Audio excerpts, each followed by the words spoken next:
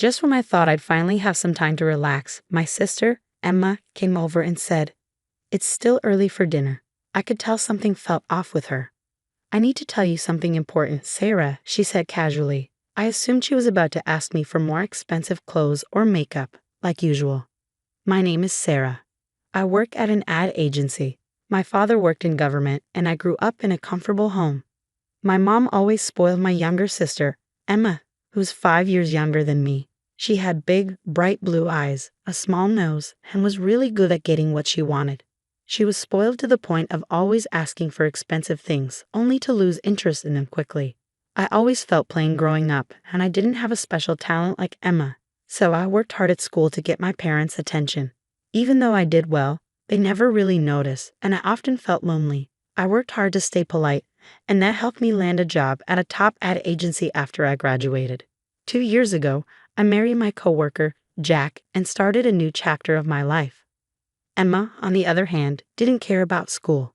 She went to a small college, but she had a stunning body and always dressed fashionably, so she got plenty of attention from guys.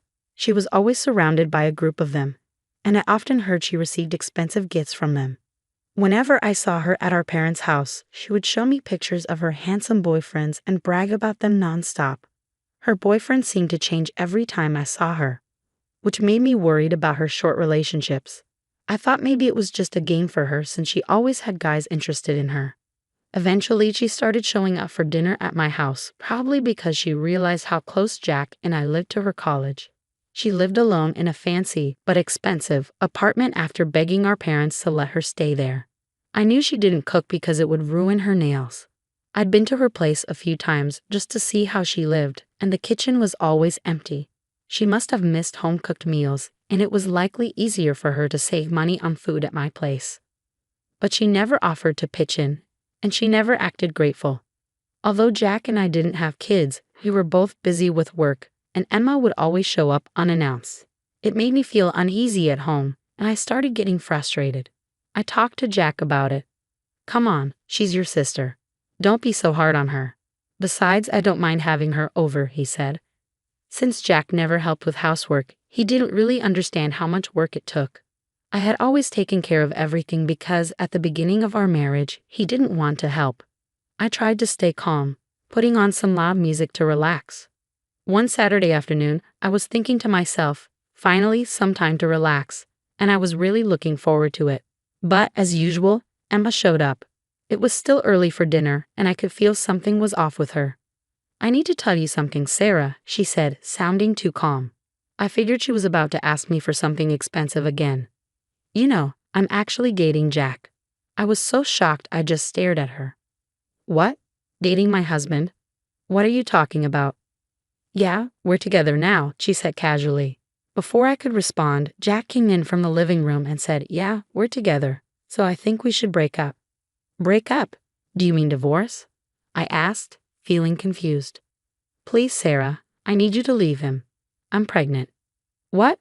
No, this can't be true." "Yes, I'm having a baby." It was too much to take in. Not only was she having an affair with Jack, but now she was asking me to leave him because she was pregnant. They stood close to each other, smiling at me, and it felt like a bad dream. But it wasn't over yet. "I think we need to make sure the new baby has a good environment. Don't you agree, Sarah?" I thought nothing could surprise me anymore, but I was still curious about what Emma would say next. As I blankly stared at her, I happened to see an ad. "Look, isn't this a nice condo? I'm impressed you found such a great place." We already checked it out. It's big, clean, and convenient. It's the perfect place for us. And how does that concern me? You're so clueless sometimes. You've been with Jack for 2 years, and you still can't get pregnant. He told me he feels disappointed and hurt. We're having a baby. You should be happy for us. Are you blaming me because I didn't get pregnant? Not exactly. Look, Sarah, you have a better job and make more money than I do. Can you help us out for the sake of your future niece or nephew? I don't have enough money for the down payment right now. I'll pay you back, I promise. Jack had never been good with money. He spent it quickly, trying to impress people with designer items, but never actually used them. When we were dating, we always split the costs, and sometimes Jack forgot his wallet or didn't have enough money, so I often paid. Even in our marriage, I was the one covering more of the expenses. But I still loved him, and I never complained about it. Please, Sarah. I asked our parents, but they turned me down. Isn't that awful? The two of them kept asking me to do things for them. I was at a loss for words at how selfish they were being. They had an affair behind my back, got pregnant without planning, and now they were asking me for help buying a condo. It was all just too much. Looking back, Emma had always been selfish. When we were kids, she would take my favorite toys and make me cry. After I started working, she would ask me to buy her things. But this was a whole new level compared to an affair and asking for money for a condo. I couldn't keep loving Jack or Emma after everything that happened. I couldn't bear this painful reality, so I packed my things and moved into an apartment on my own. Strangely, I felt relieved. It felt like being single again. Sarah? I heard a soft voice and turned around. It was Beth, my senior at work, the one I had been waiting for. Sorry I couldn't finish my paperwork, I said. No worries.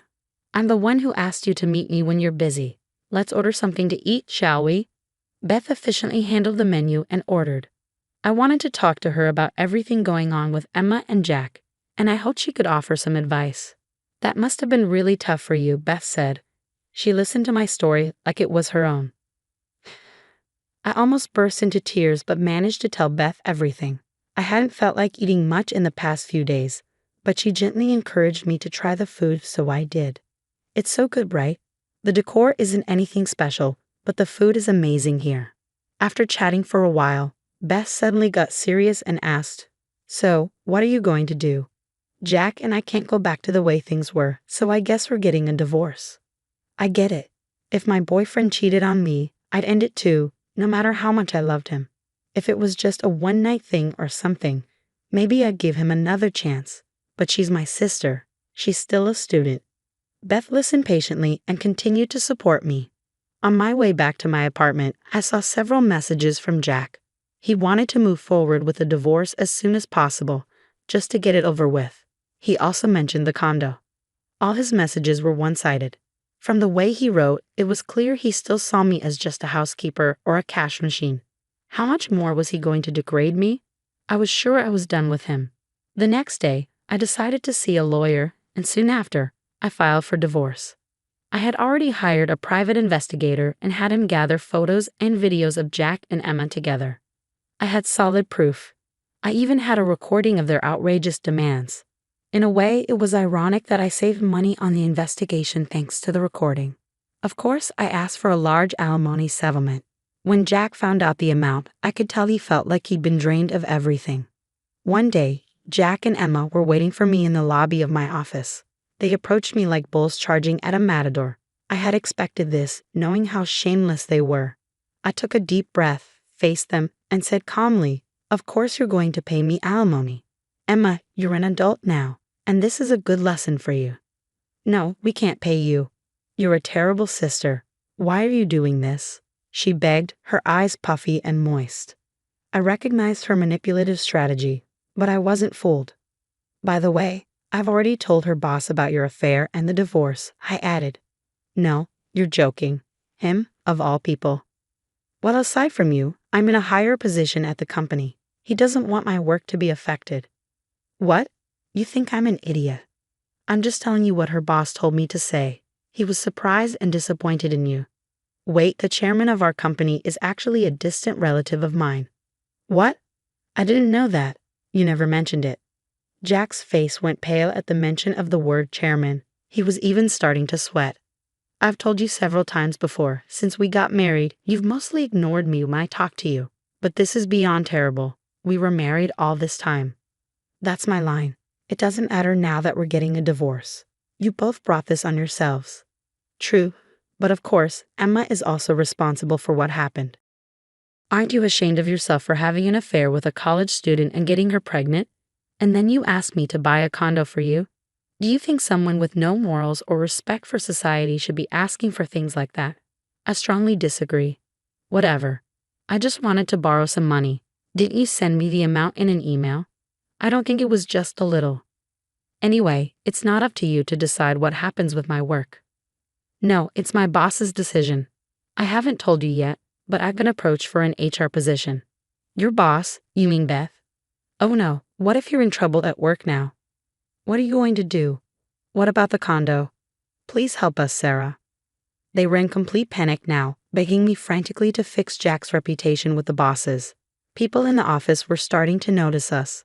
I told them to go through my lawyers and left the building. Soon after, security noticed them and took them away for questioning.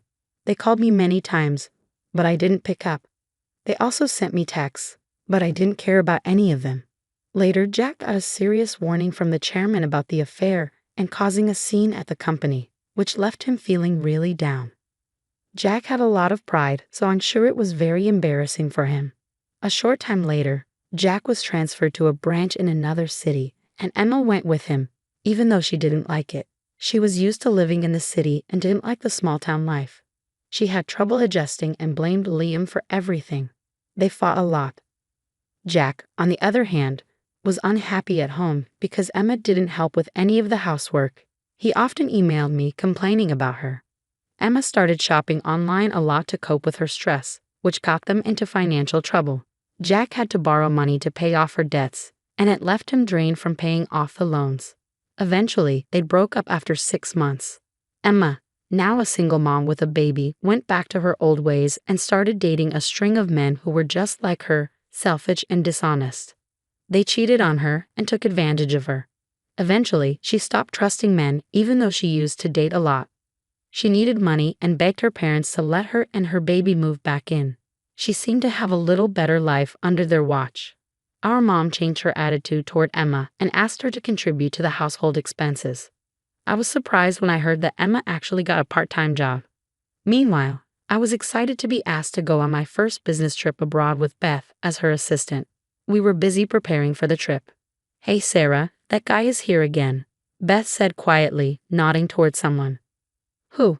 Oh, Mark. Yeah, he's been showing up every day lately. Mark works in a different department and is known for being friendly and funny. He was looking around the office, but when he saw us, he came over with a big smile. He wanted our opinions on a work matter, so we moved to a conference room to talk privately. Oh, I remember. I have something urgent to do. Sorry guys, I'll be back. Beth left in the middle of the meeting and Mark and I sat quietly for a moment. Should we take a break? Mark asked, stepping out to grab drinks and handing one to me. Later, Beth cornered me and asked a lot of questions. My gut feeling is that he likes you. Really? You think so? Yeah, we used to work in the same department. He's really good at his job and is a genuine person. What do you think about him? I know he's well respected at work, but I don't know. I'd say he's just a nice guy. Oh, I think he's a good match for you. You two have a good vibe together. Hey, you're making me nervous now. Maybe I'll ask him out for dinner when I get back from the trip. I started thinking more about my future. The leather-bound recipe book sat heavily in my hands, its pages worn from decades of use. Sarah's last gift to me, passed on just days before cancer took her at 35. While our wealthy family lived in mansions and drove luxury cars, Sarah and I had chosen a different path. She became a small-town baker, and I pursued my dream of becoming a chef. Promise me you'll use these recipes, Emma, she'd whisper from her hospital bed. They're more valuable than anyone knows. I'm Emma Chen, and until 6 months ago, I was just another struggling chef in San Francisco. After graduating from culinary school, I'd opened a small neighborhood restaurant called Homemade. Nothing fancy, just honest food made with love. Our parents and older siblings, successful business executives and lawyers, saw it as proof of our failure. 2 daughters who play with food while their siblings run companies, Mom would say at family gatherings, her disappointment sharp enough to cut. The day everything changed started like any other. I was in my tiny restaurant kitchen, experimenting with Sarah's recipes. The book was extraordinary, not just for the recipes themselves, but for Sarah's meticulous notes in the margins. Complex flavor combinations, unexpected ingredient pairings, and techniques I'd never seen before. Hey chef, Marcus, my sous chef, called out. You need to see this. He pointed to the TV in a corner where a famous food critic was reviewing restaurants. I nearly dropped the bowl I was holding when I saw him describing an extraordinary sauce he tasted in Hong Kong. This remarkable flavor, he said, I've only encountered once before, at a small family restaurant in Beijing 20 years ago. The Chen family's imperial sauce. A closely guarded secret that died with the last chef. If anyone could recreate it, they'd have a culinary gold mine. My hands trembled as I opened Sarah's book to the recipe I'd been studying. There, in her careful handwriting, was a recipe titled Great-Grandmother's Imperial Sauce. Below it, Sarah had written, "Found in great-grandmother's trunk." The original Chen family recipe from the Imperial Palace. Our great-grandmother had indeed been a cook in Beijing's Forbidden City before the revolution. She fled to America with nothing but her skills and apparently some very valuable recipes. But our status-obsessed family had buried that history, embarrassed by their humble culinary roots. I spent the next week perfecting the sauce. The ingredients were simple, but the technique was incredibly complex. When I finally got it right, the flavor was unlike anything I'd ever tasted, sweet, savory, and utterly unique. The annual Chen family reunion was approaching, held at my older brother Michael's Palo Alto mansion. I decided to bring some of my dishes, including the imperial sauce. Maybe finally, they'd see value in what Sarah and I had chosen to do with our lives. "Emma's here," my sister Victoria announced as I walked in carrying my containers. Still playing restaurant while the rest of us build real businesses. Michael, our oldest brother and CEO of a successful tech company, barely looked up from his phone. Mom hurried over, her China suit immaculate as always. "Darling, you didn't need to bring food. We have caterers." She eyed my containers with barely concealed disdain. "From La Cirque." I set up my dishes on a corner of the buffet, including the special sauce I'd made. As family members arrived, they naturally gravitated toward the catered food, avoiding my corner as if it might contaminate their designer clothes. Then Uncle James, always the family rebel, tried my sauce. His eyes widened. This is incredible. It reminds me of something I tasted years ago in Beijing." Suddenly, everyone wanted to try it. The reaction was immediate and dramatic. Even Victoria forgot her usual disdain, asking for the recipe. "It's just something I've been working on," I said quietly, from Sarah's old recipe book. Mom froze, her fork halfway to her mouth. "Sarah's recipes? Where did she get them?" "Great-grandmother's trunk, apparently. There's lots of interesting things in that old book." "That book belongs to the family," Mom said sharply. "Sarah had no right to." "To what?" I interrupted. "To pass down her own grandmother's recipes? To value our real family history instead of the sanitized version you prefer?" The room fell silent. I could see the wheels turning in Michael's head as he tasted the sauce again. "You know," he said slowly, "with the right marketing, this could be worth millions.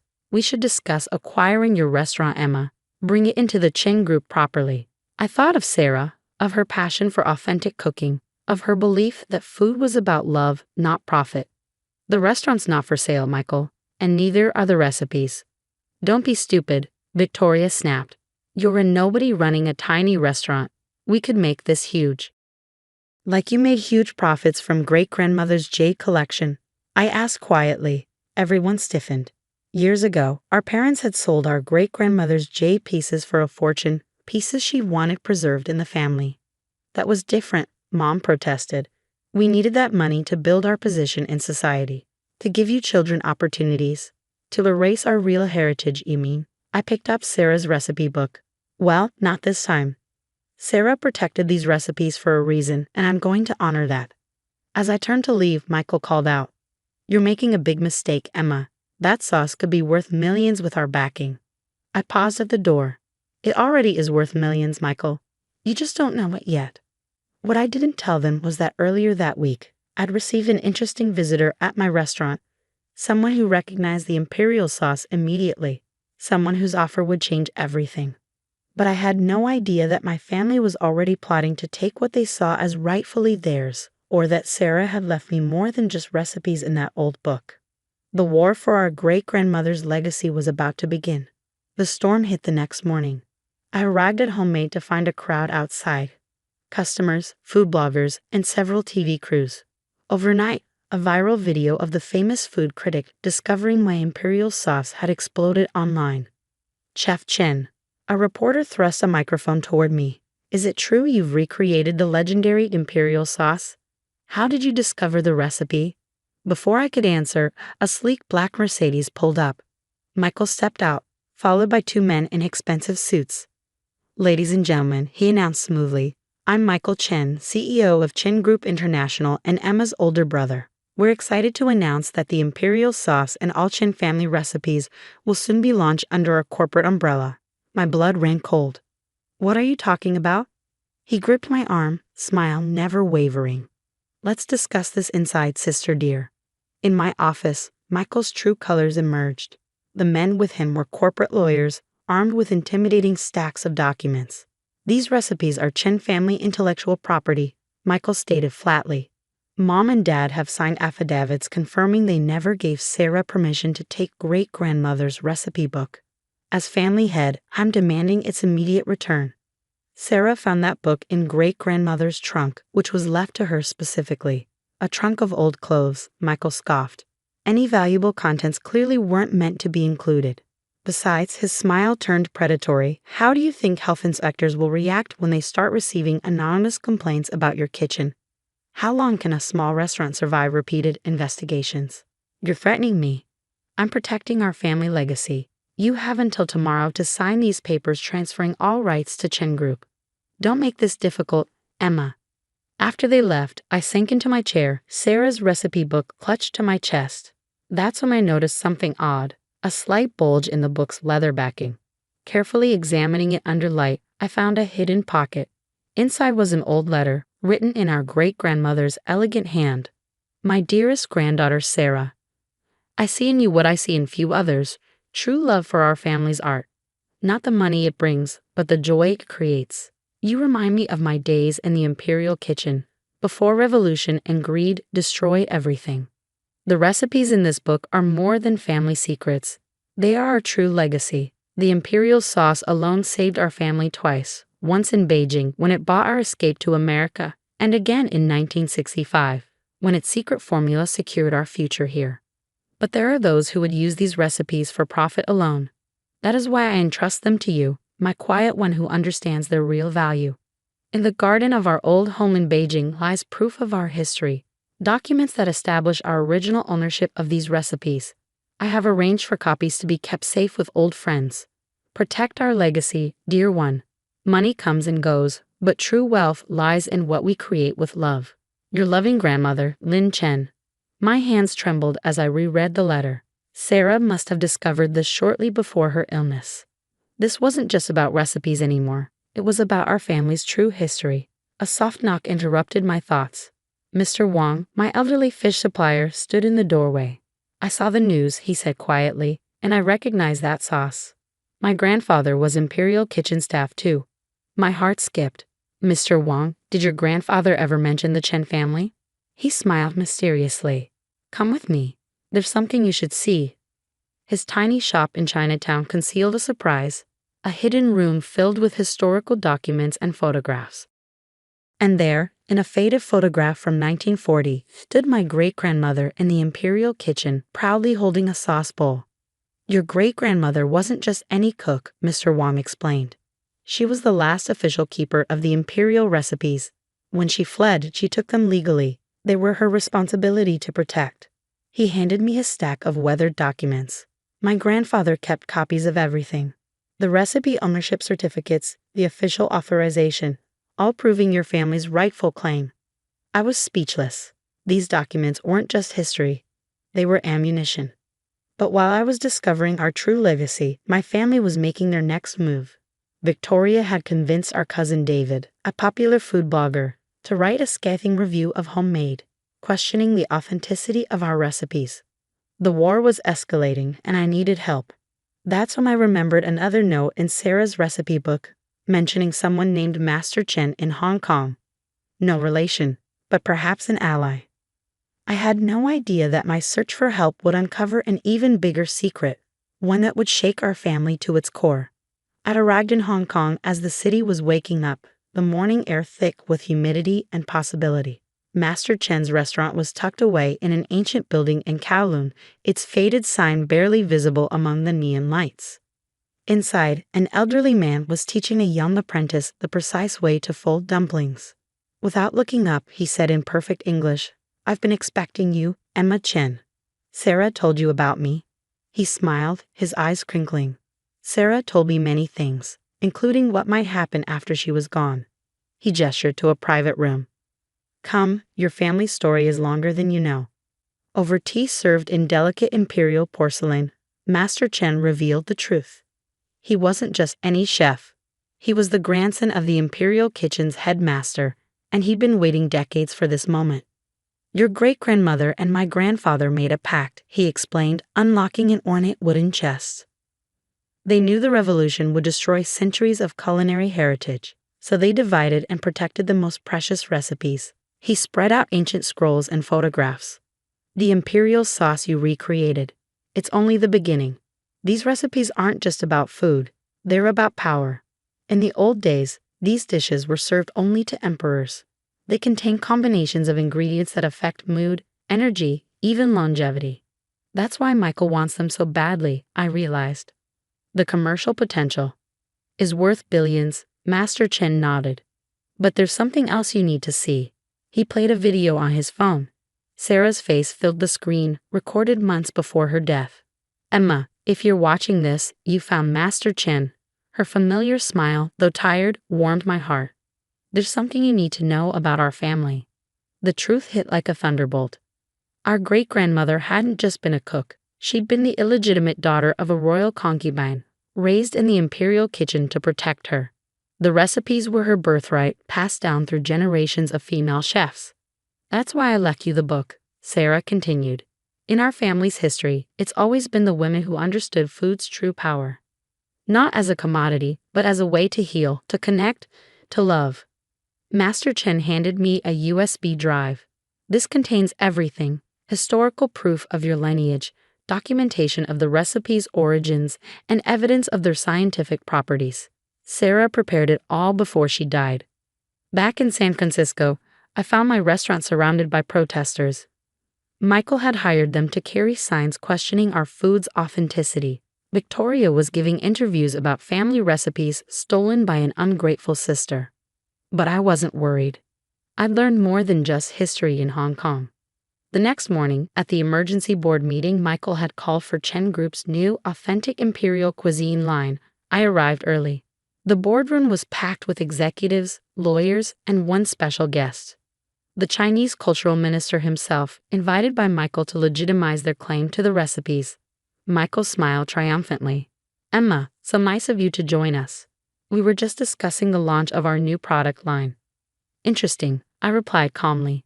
And what exactly are you launching? The Chen family's imperial recipes, of course. We have Mom and Dad's sworn statements about their ownership. I connected my laptop to the projector. Let's talk about ownership. For the next hour, I presented the truth. Documents, photographs, scientific analysis of the recipe's unique properties, and finally Sarah's video testimony.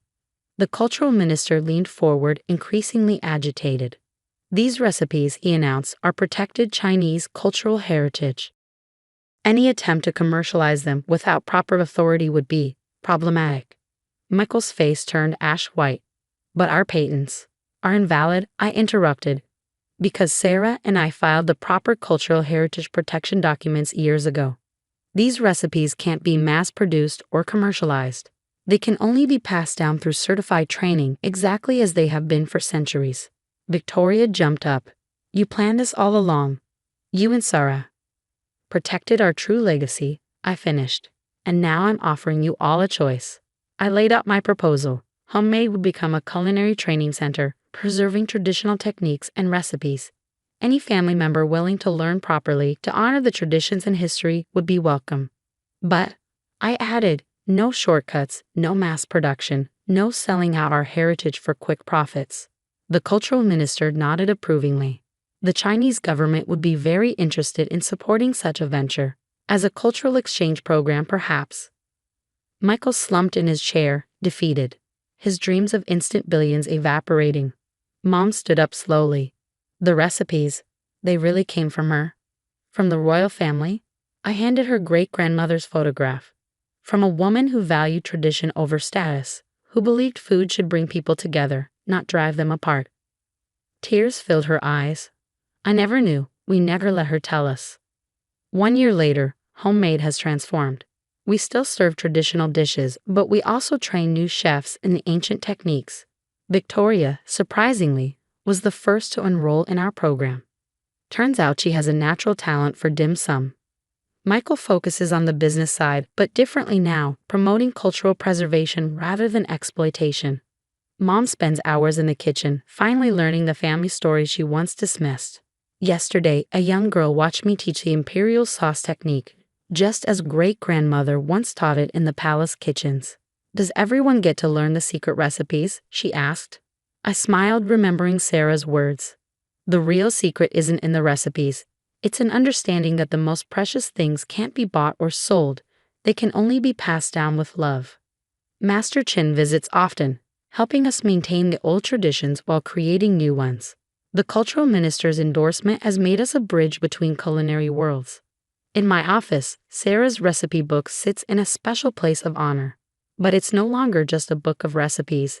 It's a reminder that our true inheritance isn't measured in money or status, but in the wisdom, love, and traditions we choose to preserve and share. Sometimes the greatest wealth isn't what we gain, but what we protect. And sometimes the most powerful recipes aren't for food at all. They're for healing the bonds that break when we forget who we really are. Growing up as Victoria Hamilton's daughter wasn't easy. Every breath I took, every step I made, was carefully monitored and judged. My father, the CEO of Hamilton Industries, had my entire life planned out before I could even walk.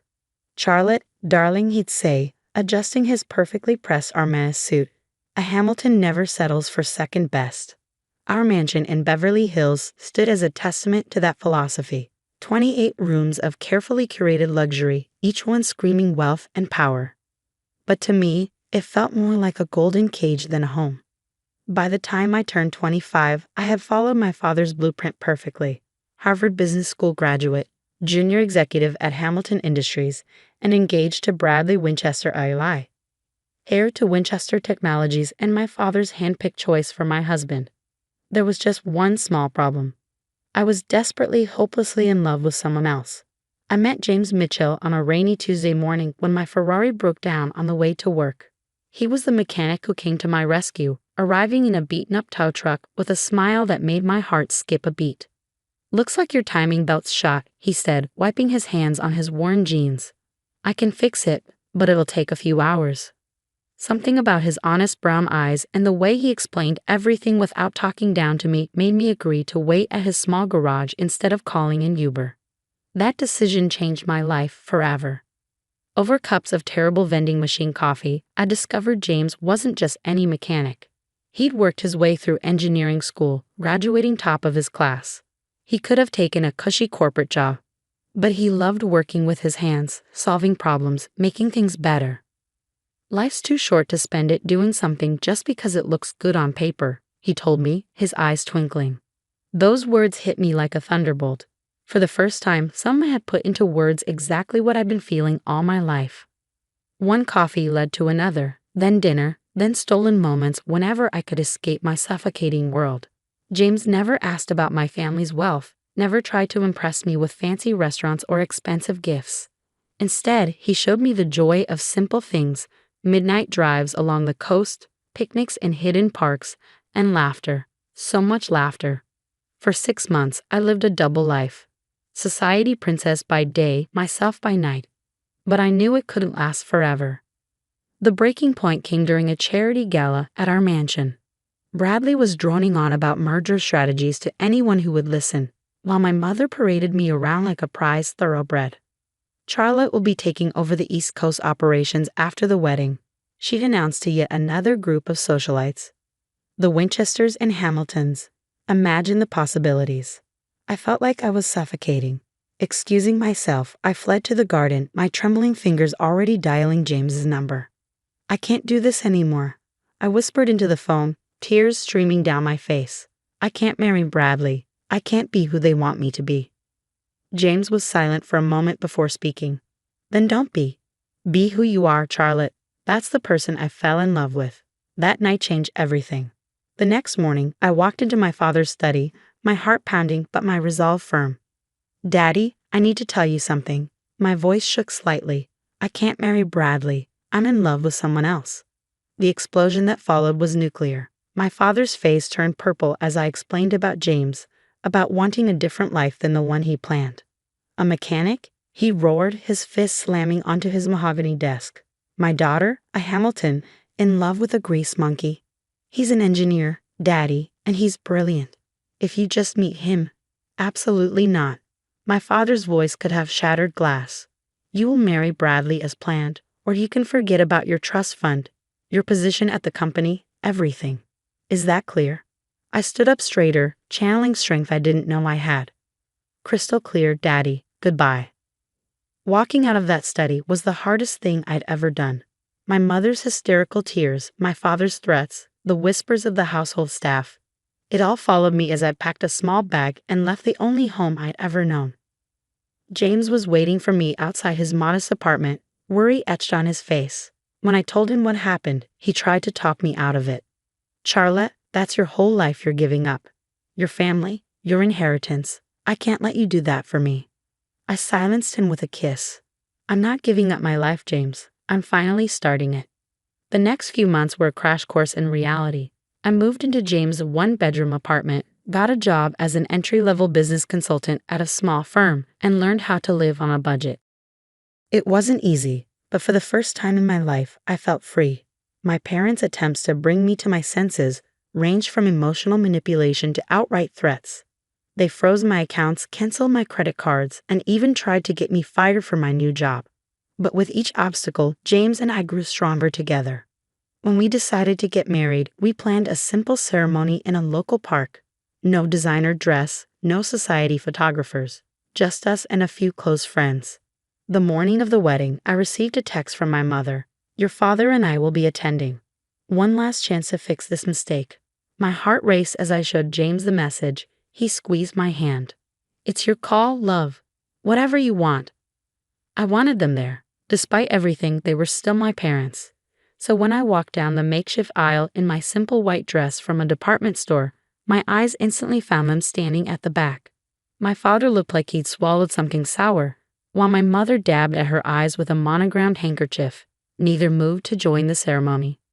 During the reception, a casual barbecue in the park, they made their final play.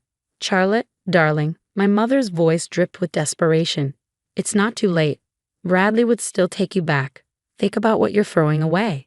My father cut straight to the point. This is your last chance, young lady. Stay with this person, and you'll never see a penny of your inheritance. Is that what you want? To live in poverty. I looked at James, who was chatting and laughing with our friends, completely at ease in his rented suit. Then I looked at my parents, trapped in their world of wealth and expectations. What I want, I said clearly, is to be happy. James makes me happy. If you can't understand that, then maybe we don't need your money, or you, in our lives.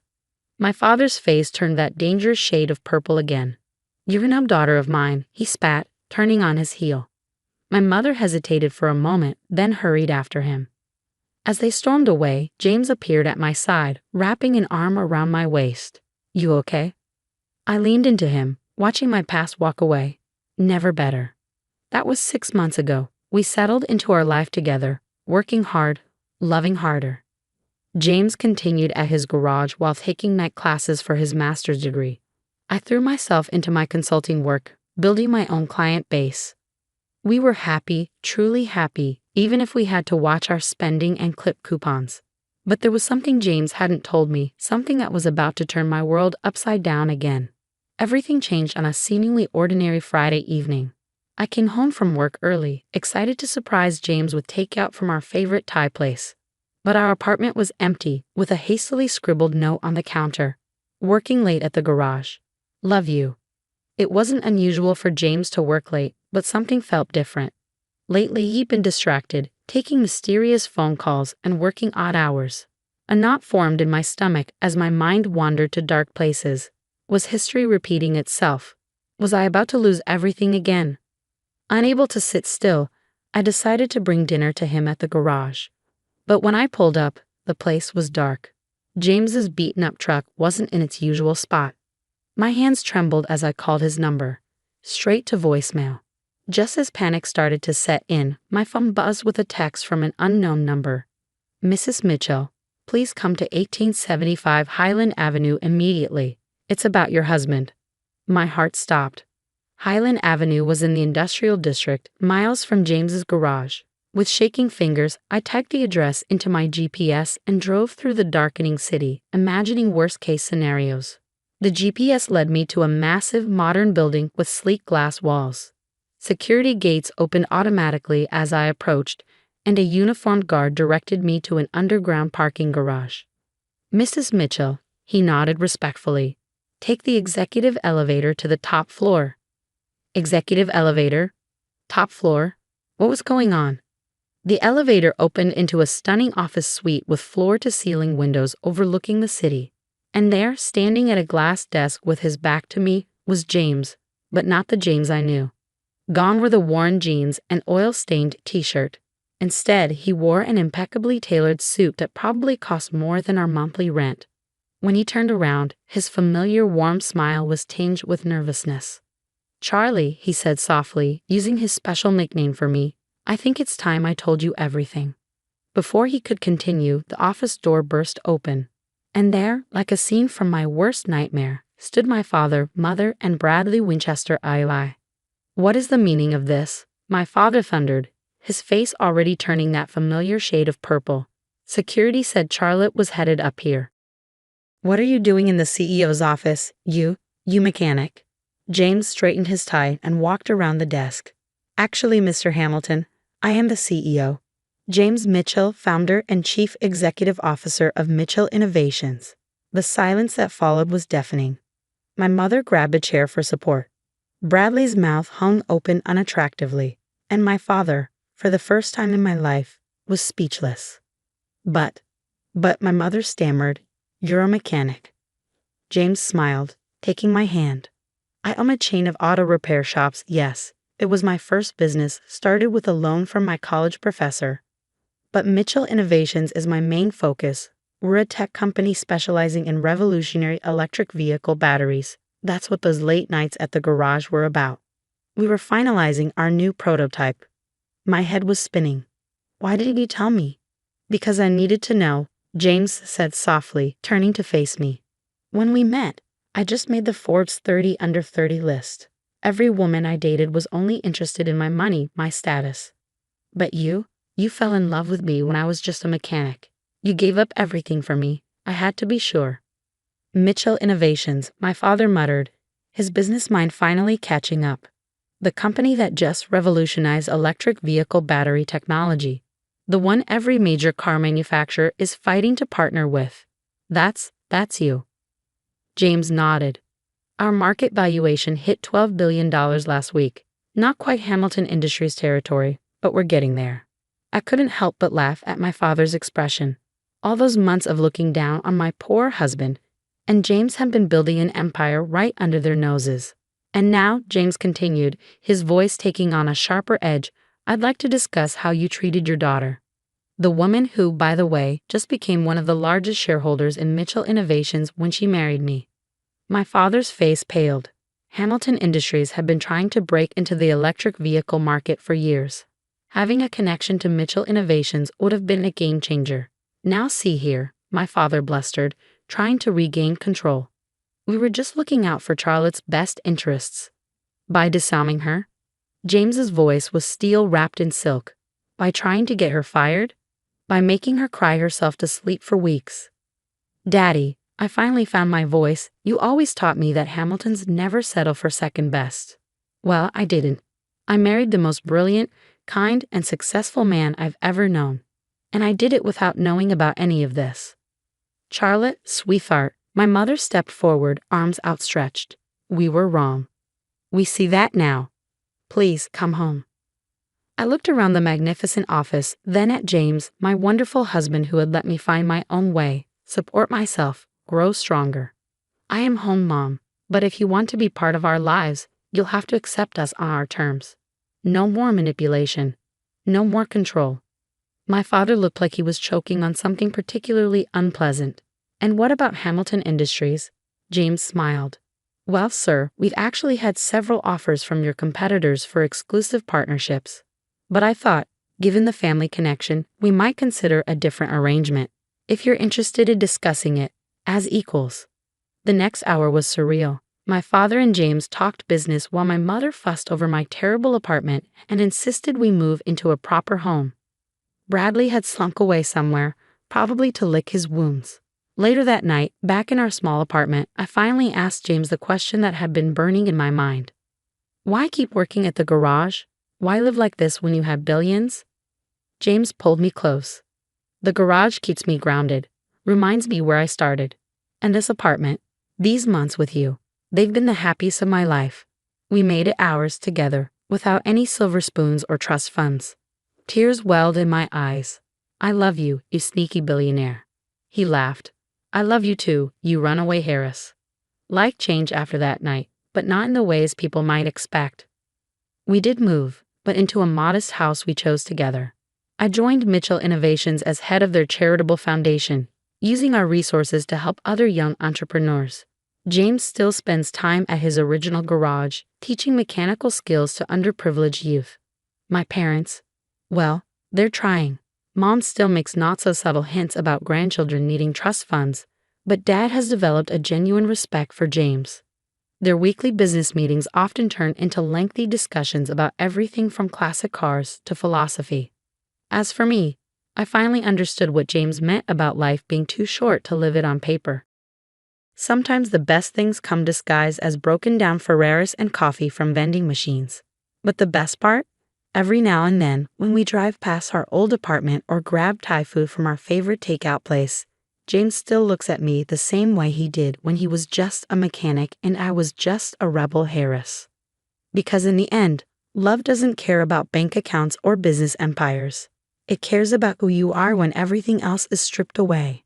And we're simply Charlotte and James, a mechanic and a runaway Harris who found something better than billions. We found each other. Hi, I'm Jessica Chen, and this is the story of how my husband's wealthy family learned that money isn't everything, especially when you underestimate the wrong person. I met Marcus at a small coffee shop where I worked while pursuing my computer engineering degree. He was different from the usual suited executives who barely looked at me while ordering their expensive lattes. Despite coming from one of the city's wealthiest families, Marcus would sit at the counter and actually talk to me about technology, coding, and my dreams of starting my own software company. You're different, he said one day, watching me debug code on my laptop during my break. Most people here just see me as the heir to Wong Enterprises. You see me as just Marcus. I smiled, closing my laptop. That's because money doesn't impress me. Ideas do, dreams do. A romance blossomed naturally, hidden from his family's judgmental eyes. Marcus knew they wouldn't approve. They had a list of suitable Harrises for him to choose from. But love doesn't follow present paths. When Marcus finally told his parents about us, the explosion was nuclear. A coffee shop girl, with a community college degree, his mother, Eleanor Wong, practically spat the words during our first dinner together. She sat at the head of their massive dining table, wearing jewelry that probably cost more than my entire education. Actually, I'm completing my computer engineering degree, I corrected her politely. And it's a state university, not a community college. Same difference, she dismissed with a wave of her manicured hand. Marcus needs someone who understands our world, our social obligations, not some scholarship case. Marcus squeezed my hand under the table. Mother Jessica is brilliant. She's developing innovative software that could revolutionize. Enough. Harold Wong, Marcus's father, slammed his hand on the table. No son of mine will marry beneath his station. End this foolishness now. But Marcus didn't end it. Instead, he proposed the next day, and we had a small private ceremony at City Hall. His parents refused to attend. You'll regret this, Eleanor warned him. She'll show her true colors soon enough. Despite his family's disapproval, we were happy. Marcus supported my studies while I finished my degree, and I started developing my software on the side. We lived in a modest apartment, avoiding his family's social circles and focusing on building our life together. Then I got pregnant. The news should have been joyous. Instead, it set off a chain of events that would change everything. A baby changes things, Eleanor announced, suddenly appearing at our door one day when Marcus was at work. Perhaps we were hasty in our judgment. She invited us to move into the family mansion. Marcus was thrilled, seeing it as a chance to reconcile with his family. I was hesitant, but I wanted our child to know their grandparents. So we moved in. That's when the real nightmare began. Eleanor's acceptance was a carefully crafted trap.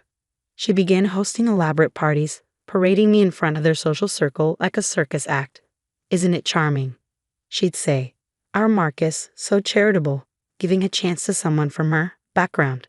I endured it all for Marcus's sake, but then I overheard a conversation that chilled me to my core.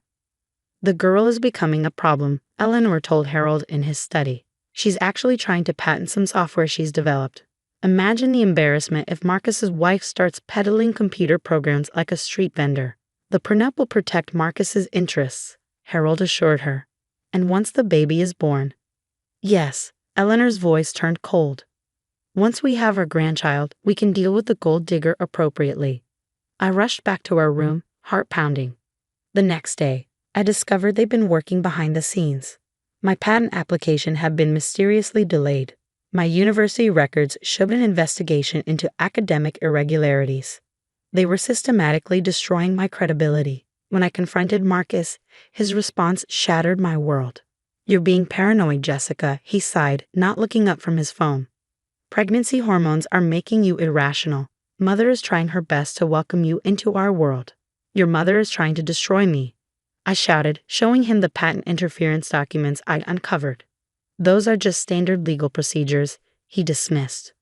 "Maybe if you'd stop trying to prove yourself and just accept your place in this family." "My place?" I whispered, finally seeing him clearly. "You mean beneath you? Like your mother always said." Before he could respond, Eleanor burst into the room, waving her tablet. "How dare you," she shrieked, "arguing with my son in his own home, causing him stress with your wild accusations?" What happened next seemed to unfold in slow motion. Eleanor clutched her chest dramatically, stumbling. "My heart? The stress. She's trying to kill me." Marcus rushed to his mother while Harold appeared from nowhere, pointing at me with rage. "Get out. Get out of this house now." "Marcus," I pleaded, but he wouldn't even look at me, too busy attending to his mother's theatrical performance. Security guards appeared, escorting me out with just my purse and the clothes on my back. As the massive doors slammed behind me, I heard Eleanor's miraculous recovery, her voice carrying clearly. "Finally. Now we can protect our grandchild from that gold digger's influence." I stood there, 5 months pregnant, watching the sun set behind the mansion I foolishly thought could become my home. But I wasn't broken. I was angry. What they didn't know was that I'd seen this coming. I'd been preparing, and I had an ace up my sleeve, one that would make them regret ever underestimating the coffee shop girl. As I walked away from the mansion, my phone buzzed with a text message that would change everything. "Ms. Chen, this is David Zhang, Marcus's business partner. We need to talk. There's something you should know about Wong Enterprises and your software." Standing there, one hand on my belly where my baby grew, I smiled. They thought they'd won, but the game was just beginning. The next morning would bring revelations that would shake the Wong family to its core. That night, I met David Zhang at a small, discreet restaurant downtown. Unlike the Wong family's usual flashy establishments, this was a quiet place where serious conversations could happen without interruption. David was already waiting when I arrived, his usually immaculate suit slightly rumpled, suggesting he'd come straight from the office. He stood as I approached, pulling out a chair for me. "Thank you for meeting me, Jessica," he said, his expression grave. "I've been wanting to talk to you for months, but the Wongs, they have eyes everywhere." I sat down carefully, one hand protectively on my baby bump. "What's this about, Mr. Zhang? And why now?" He pulled out a tablet, sliding it across the table. "Take a look at this. It might seem familiar." My heart stopped as I scrolled through the documents. On the screen was my software, the project I'd been working on for years. But it wasn't just my code. It had been modified, expanded, and was now being prepared for launch as Wong Enterprises' newest product. "They stole my work," I whispered, anger building in my chest. David nodded grimly. "Not just stole it. They've built their entire new digital division around your framework. That standard legal procedure blocking your patent. It was so they could file their own patent first. But how did they?" I stopped, realization dawning. "Marcus. He had access to my laptop, my files." Marcus is just a puppet. David leaned forward, lowering his voice. Eleanor and Harold have been running the company into the ground with outdated strategies. They needed a win. Your software was their salvation, but they couldn't bear the thought of owing their success to the coffee shop girl. I remembered all the times Marcus had asked about my project, showing sudden interest in the technical details. How Eleanor had insisted I use the superior computer in their home office. They'd been gathering my work piece by piece. "Why are you telling me this?" I asked David. "You're their business partner." He smiled grimly. "Partner? More like their latest target. I built the Asian market division from nothing. Now that it's profitable, they're trying to push me out too. Just like they did to you." He pulled out another document, a contract. "But I've got something they don't know about. 20 years ago, Harold's father gave me special voting shares. In writing. If combined with other shareholders, these shares could force a board review." My mind raced with possibilities. "And what do you want from me?" "Justice," he said simply. "Your software is revolutionary, Jessica. But they're implementing it wrong. Their shortcuts will make it vulnerable. When it fails, and it will fail, thousands of businesses will be compromised." I sat back, processing this information. "So you want to stop them?" "I want to help you take back what's yours," he corrected. "And in the process, maybe we can save Wong Enterprises from itself." Over the next few hours, David laid out everything. The Wong family's perfect image was a facade. Their fortune was built on taking credit for others' innovations. My software wasn't the first thing they'd stolen, just the most recent. "There's more," David said, pulling out one final document. "Remember that prenup they made you sign? The one Marcus said was just a formality?" I nodded, my throat tight. "It has a clause about intellectual property. Any IP developed during the marriage belongs to both parties equally. When they stole your software, they actually gave you a legal claim to half of its value." I laughed bitterly. "They'll have the best lawyers in the country." "Yes," David smiled. "But we have something better. We have proof." And he paused dramatically. "We have your backup files." My head snapped up. "What?" "That day you came to my office 6 months ago to discuss cloud storage solutions, I noticed you uploaded something to a secure server. I've kept it safe, untouched, original timestamps intact." Tears welled in my eyes as I remembered. I'd been so careful, so paranoid about backing up my work. That paranoia had just saved me. "Here's what we're going to do," David continued, outlining a plan that would make Eleanor's head spin. "But we need to move fast. They're announcing the software launch at the annual shareholders meeting next week." I placed both hands on my belly, feeling my baby kick as if in agreement. "I'm ready." The next week was a blur of preparation. David's lawyers worked around the clock, preparing documents. Tech experts analyzed my original code against Wong Enterprises' stolen version, documenting every theft. But the real masterstroke came from an unexpected source. Mrs. Wong. A timid voice called me 3 days before the shareholders' meeting. It was Amy, Eleanor's personal assistant. I have something you should see." She handed me a USB drive, hands shaking. "I've worked for Mrs. Wong for 15 years. The things I've seen, the people she's destroyed. I can't do it anymore. Everything's on here. Every email, every hidden document, every secret meeting. I knew it must have cost her to do this. Thank you, Amy. Just..." She hesitated at the door. "Make it count." The morning of the shareholders' meeting dawned bright and clear. I dressed carefully in a conservative black maternity dress, my hair pulled back professionally. David met me at his office. "Ready?" he asked, helping me out of the car. I nodded, squaring my shoulders. More than ready. As we walked into Wong Enterprises headquarters, employees stopped and stared. News of my dramatic exit from the Wong mansion had spread. No one expected to see me here. We rode the elevator to the top floor, where the boardroom was already filling with shareholders. Through the glass walls, I could see Eleanor holding court, Marcus at her side like an obedient schoolboy. The moment we walked in, silence fell. "Security!" Eleanor shrieked, half rising from her chair. "Remove this woman immediately." "I wouldn't do that," David's voice cut through the room.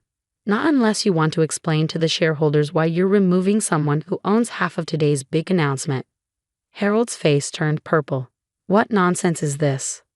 I stepped forward, my voice clear and steady. Before you launch my software as your own, perhaps we should discuss the original source code and the rather interesting emails planning its theft. Marcus went pale. Eleanor's perfectly made-up face contorted with rage. But before they could speak, the screens around the room flickered to life. Side-by-side comparisons of my original code and their stolen version appeared. Emails detailing their plan to block my patent. Security footage of Marcus copying files from my laptop late at night. And finally Eleanor's own voice. Once we have the code, get rid of the girl. Marcus can find a suitable wife later. The software is what matters. The room erupted in chaos. But I wasn't done yet. As chaos erupted in the boardroom, Eleanor tried to regain control. These are obviously fabricated documents, she shouted over the murmuring shareholders. This woman is trying to extort our family. I smiled calmly, remembering all the times she dismissed me as just a coffee shop girl. Fabricated? I pressed a button on my tablet. Like these surveillance videos from your home office? The ones showing Marcus copying my files at your direction. The screens switched to crystal clear footage. Eleanor's face went from red to white as she watched herself instructing Marcus, pointing at my laptop. Or perhaps, I continued, these bank transfers, the ones showing payments to delay my patent application. Emmy kept very detailed records, Mrs. Wong. At the mention of her assistant's name, Eleanor's composure cracked completely. You treacherous little. Mother, stop. Marcus finally spoke up, but I cut him off. No, Marcus, you don't get to play peacemaker now. Not after what you did. I turned to address the shareholders directly. Ladies and gentlemen, you're about to vote on launching a software platform that was stolen from its original creator, me. A platform that, due to rushed and improper implementation, has critical security flaws. David stepped forward, distributing documents to the board members. Our technical team has identified 17 major vulnerabilities in their current version. If launched, it would expose client data to significant risks. One of the older board members, a distinguished woman I recognize as Patricia Chen, no relation, stood up. Mr. Zhang, are you vouching for these claims? I am, David replied firmly, and I'm exercising my special voting rights to call for an immediate leadership review. Harold slammed his fist on the table. You have no such rights. Actually, he does. A new voice spoke from the doorway. Everyone turned to see an elderly man entering. Harold's father, Richard Wong, the company's founder. I had never met him, but David had reached out to him last week, sharing everything we'd uncovered. Richard had been living in semi-retirement, trusting his son to run the company ethically. Our evidence had brought him back. Father, Harold stammered. You don't understand. I understand perfectly, Richard cut him off. I understand that you and Eleanor have betrayed everything this company stands for. Stealing from a pregnant woman? Destroying careers to cover your tracks. He turned to me. Mrs. Wong, on behalf of the company I built, I apologize. Eleanor wasn't finished. She played her last card. Marcus, tell them she trapped you with that baby. Tell them. Enough, Marcus shouted, surprising everyone. He walked over to stand beside me. The baby is mine, and Jessica is my wife, and everything she's saying is true. His voice broke. I helped steal her work. I betrayed her trust, because I was too weak to stand up to you, Mother. The room fell silent. Patricia Chen stood again. I moved for an immediate vote on leadership change and project review. Seconded, came multiple voices. What happened next was like watching a decades-old empire crumble in minutes. The vote was unanimous. Harold and Eleanor were removed from their positions pending a full investigation. Richard Wong was reinstated as interim CEO. Mrs. Wong, Richard addressed me. Would you be willing to work with our technical team to properly implement your software? With full credit and compensation, of course. I placed a protective hand on my belly.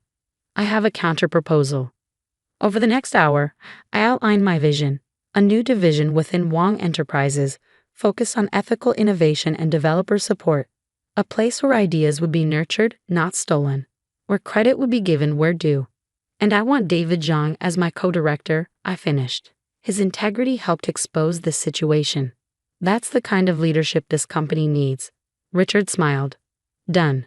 As the meeting adjourned, Eleanor and Harold were escorted out, their access badges disabled. Marcus approached me hesitantly. Jessica, I know I don't deserve forgiveness. You're right, I cut him off. You don't. Not yet. I touched my belly again. But this little one deserves to know their father. If you're willing to earn back trust, slowly we can discuss co-parenting arrangements. He nodded, tears in his eyes, and left quietly. 3 months later, I gave birth to a beautiful baby girl. We named her Grace, a reminder that strength can come with mercy. Eleanor and Harold faced legal consequences for their actions, but avoided jail time in exchange for returning all stolen intellectual property to its rightful owners. Not just mine, but dozens of others they'd stolen from over the years. The software platform, properly implemented, became Wong Enterprises' most successful launch ever. Our ethical innovation division attracted brilliant minds who might have otherwise been intimidated by corporate politics. Marcus and I eventually divorced, but he became a better man and a good father to Grace. Sometimes losing everything helps you find your true self. As for me, I run my division from the same office where Eleanor once plotted to destroy me. But unlike her, I keep my door open to anyone with a good idea, regardless of their background. Last week, a young barista came to pitch her software idea. As I listened to her passionate presentation, I smiled, remembering another coffee shop girl with big dreams. Tell me more, I said, pulling out my laptop. And let's talk about protecting your intellectual property rights first. Because success isn't just about winning. It's about changing the game for those who come after you. I always knew my sister Rachel would try to ruin my wedding. I just didn't expect her to do it quite so spectacularly. My name is Emma Collins, and I met the love of my life, James, while he was waiting tables at a small Italian restaurant in downtown Boston. At least that's what everyone thought. The truth was far more interesting, but we'll get to that. He's a waiter? Rachel had sneered when I told my family about him. Really, Emma? With your education and background, you could do so much better. That was Rachel, always measuring everything by status and money. She'd married a hedge fund manager right out of college and never let anyone forget it. The fact that I, her Yale-educated younger sister, would settle for someone who served pasta for a living was apparently a personal affront. What she didn't know was that James had a very good reason for working at that restaurant. As the secret heir to the Romano restaurant empire, he believed in learning the business from the ground up. Every aspect of it, from washing dishes to serving customers. But we'd agreed to keep that quiet until after the wedding. Let them judge, he'd said, his dark eyes twinkling. It's more fun that way. The morning of our wedding dawned bright and clear. The small church we'd chosen was perfect. Intimate, elegant, nothing like the extravagant affair Rachel had thrown for her own wedding 3 years ago. I was in the bridal suite, my mother fussing with my veil, when Rachel burst in. You can't go through with this, she declared, still wearing her designer dress like armor. Do you know what people are saying?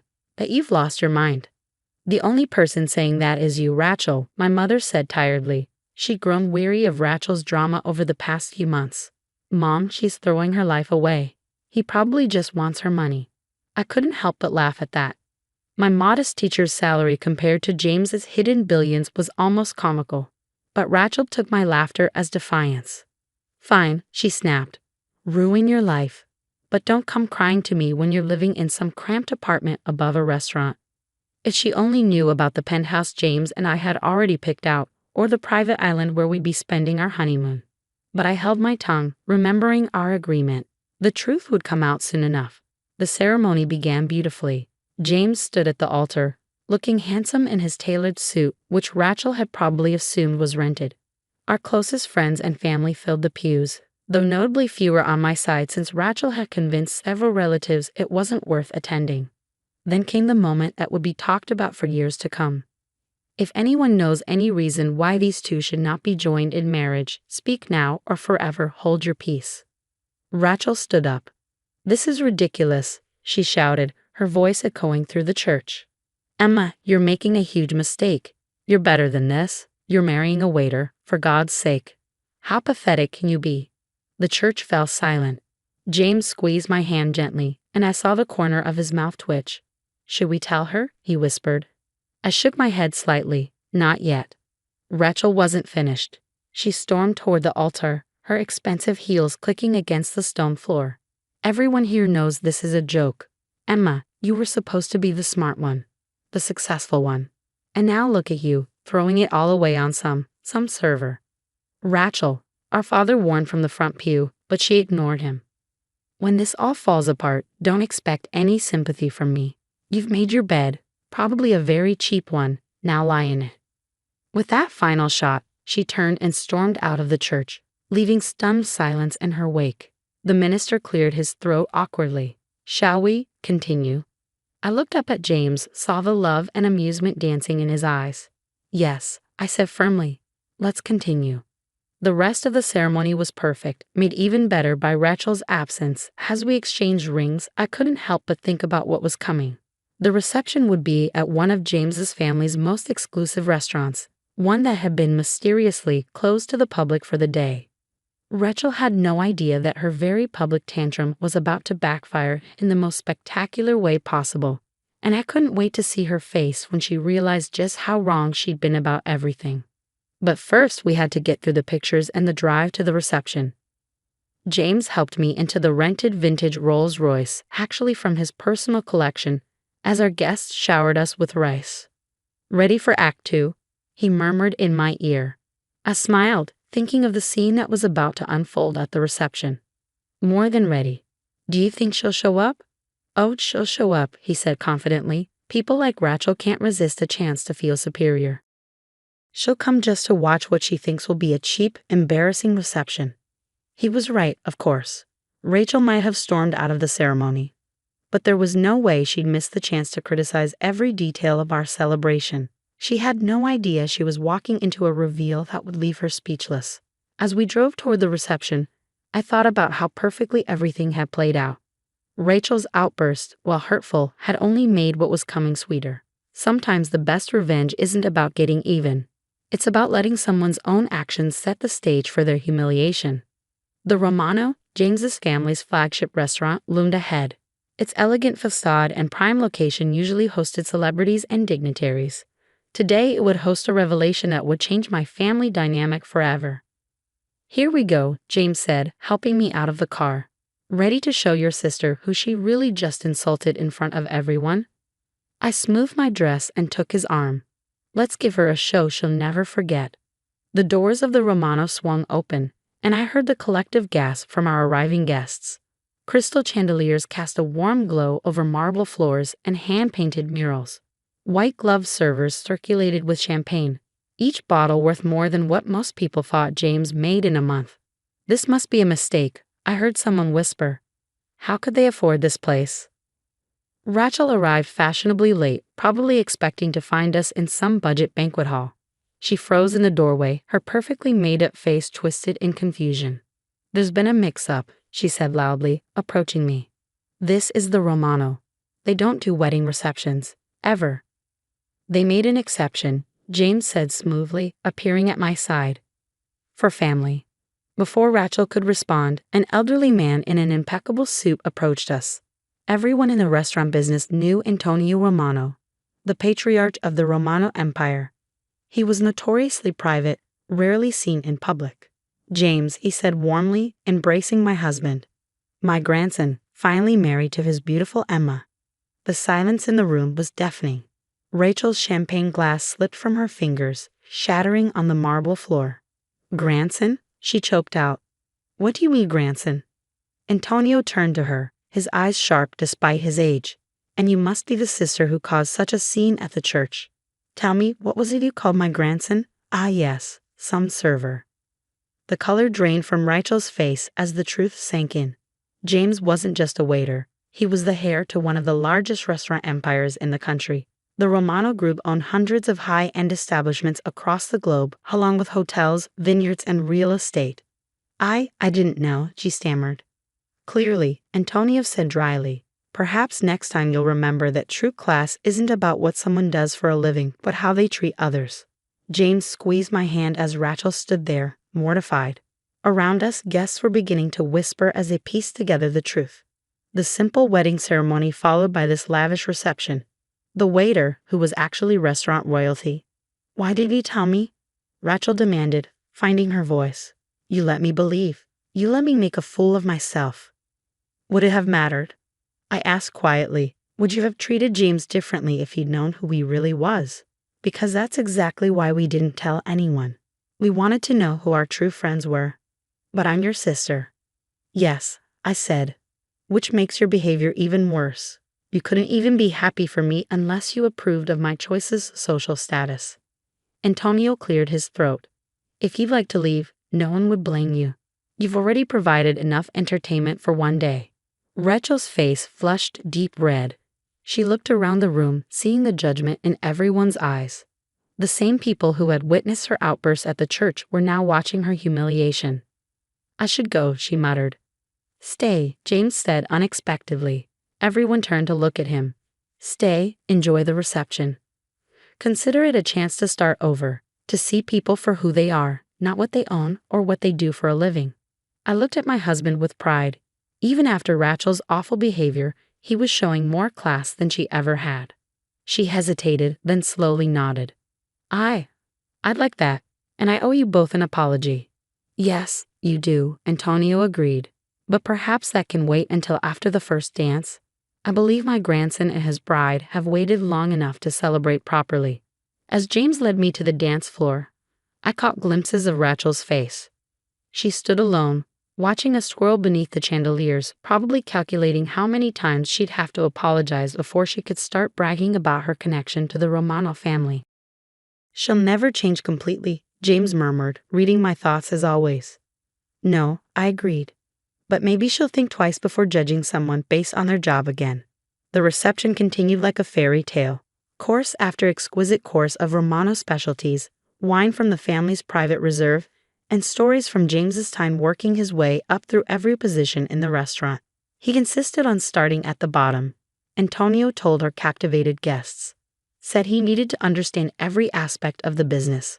Most trust fund kids want to start in a corporate office. Not mine, James. I watched Rachel's face as she realized just how wrong she'd been. The waiter she dismissed had shown more work ethic and humility than her hedge fund husband ever had. As the night went on, I saw her try to approach us several times, probably to apologize or attempt damage control. But there was always someone else wanting to talk to us, to share a story or offer congratulations. Her social punishment would last a bit longer. After all, she'd spent months making me feel small.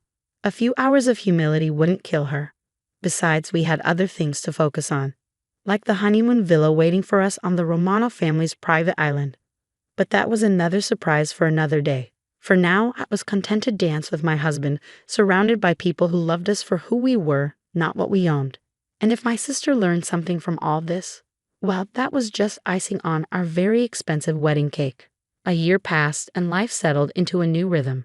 James and I moved into our penthouse overlooking Boston Harbor, and I continued teaching while he took on more responsibilities within the Romano group. We kept things low-key, just as we always had, but Rachel struggled with our newfound dynamic. You could at least let me host a proper housewarming, she complained one afternoon, eyeing our minimalist decor. This place deserves to be shown off. That's exactly why we don't show it off, I replied. Some things are better kept private. She didn't understand. She'd spent the past year trying to rebuild her reputation, dropping the Romano name whenever possible. Her social media was suddenly full of posts about my sister and her husband's amazing restaurants and family dinner at the Romano. James found it amusing. At least she's promoting the business, he'd say with a shrug. But everything changed when Rachel's perfect world started crumbling. Her hedge fund husband, Michael, got caught in a scandal. Insider trading, fraud, the works. Suddenly, the wealth she'd lorded over everyone was gone, frozen by federal investigators. She showed up at our door late one night, mascara streaking down her face. They're taking everything, she sobbed. The house, the cars. Michael's facing jail time. I don't know what to do. I led her to the living room, where James was working on his laptop. He looked up, concern crossing his face. I need help, Rachel admitted, the words clearly costing her pride. I don't know how to start over. James and I exchanged glances. This was the moment. Would we help the sister who tried to ruin our wedding, who'd only accepted us after learning about our wealth? There's an apartment, James said finally, above one of our smaller restaurants in Cambridge. It's nothing fancy, but it's a start. Rachel's eyes widened. You do that? After how I treated you? On one condition, I added. You work in the restaurant, learn the business from the ground up, just like James did. You mean wait tables? She looked horrified. Among other things, James said. Wash dishes, bus tables, learn to cook. Understand what it means to earn your way. Rachel was quiet for a long time, probably wrestling with her pride. Finally, she nodded. Okay, I'll do it.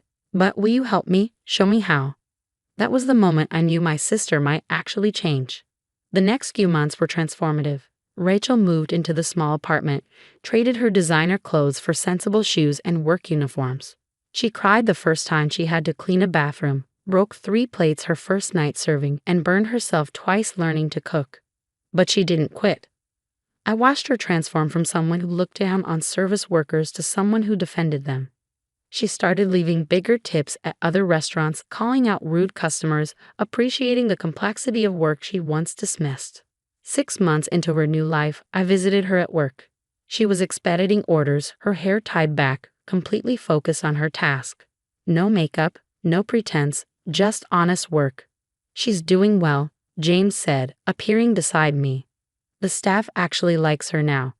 Think she's learned her lesson? He smiled. I think she's learned several. Want to tell her the other news? I nodded, waiting until her shift ended. Rachel joined us at a corner table, exhausted but somehow more genuine than I had ever seen her. How would you feel about managing this place? James asked casually. Rachel's eyes widened. What? You've earned every position, earned the respect of the staff. The current manager is moving to our new location in Chicago. The job's yours if you want it. But why? After everything. Because you proved us wrong, I said softly. We thought you couldn't change, that you'd always be the person who cared more about status than substance, but look at you now. Tears filled her eyes. I was awful. To both of you. I let money and status blind me to what really matters. And now, James prompted. Now I know that what matters is who people are, not what they own or what they do for a living. She wiped her eyes.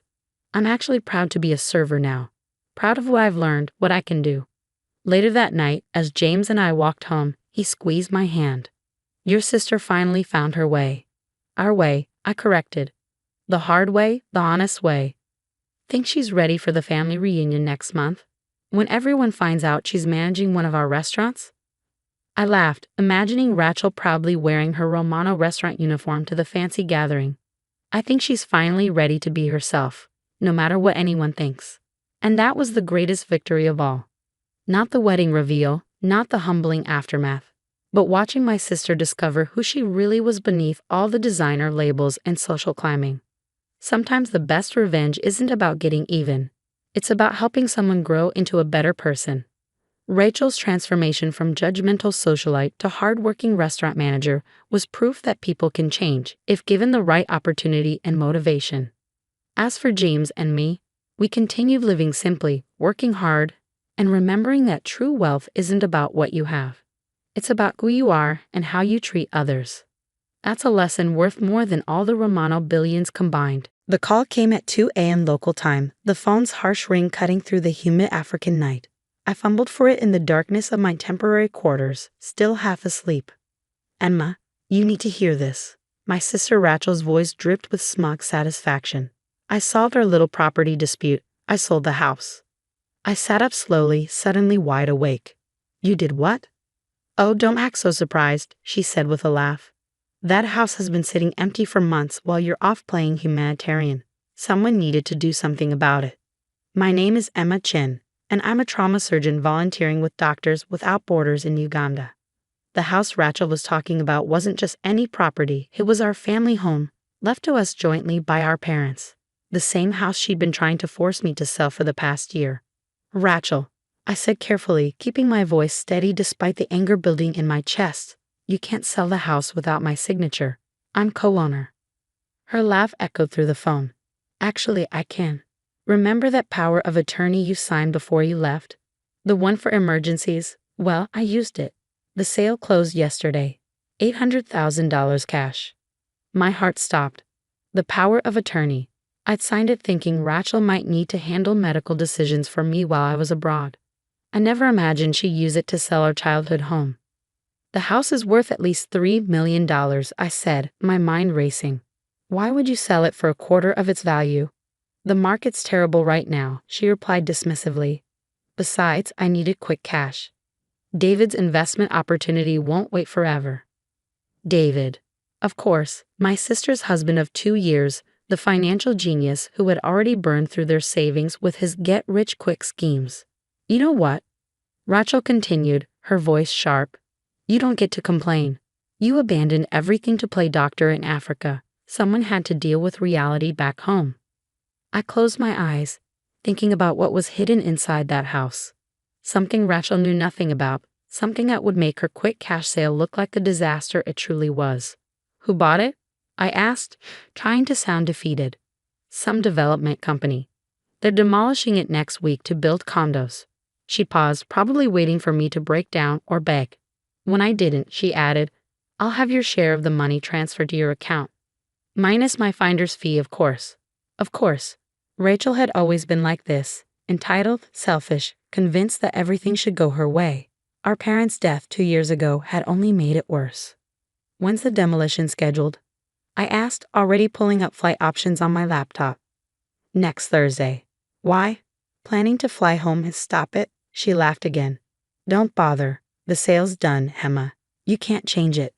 I thought about the hidden room behind the library wall, the one our father had built decades ago, about the safe embedded in its concrete floor and what lay inside it. We'll see about that, I said quietly and hung up.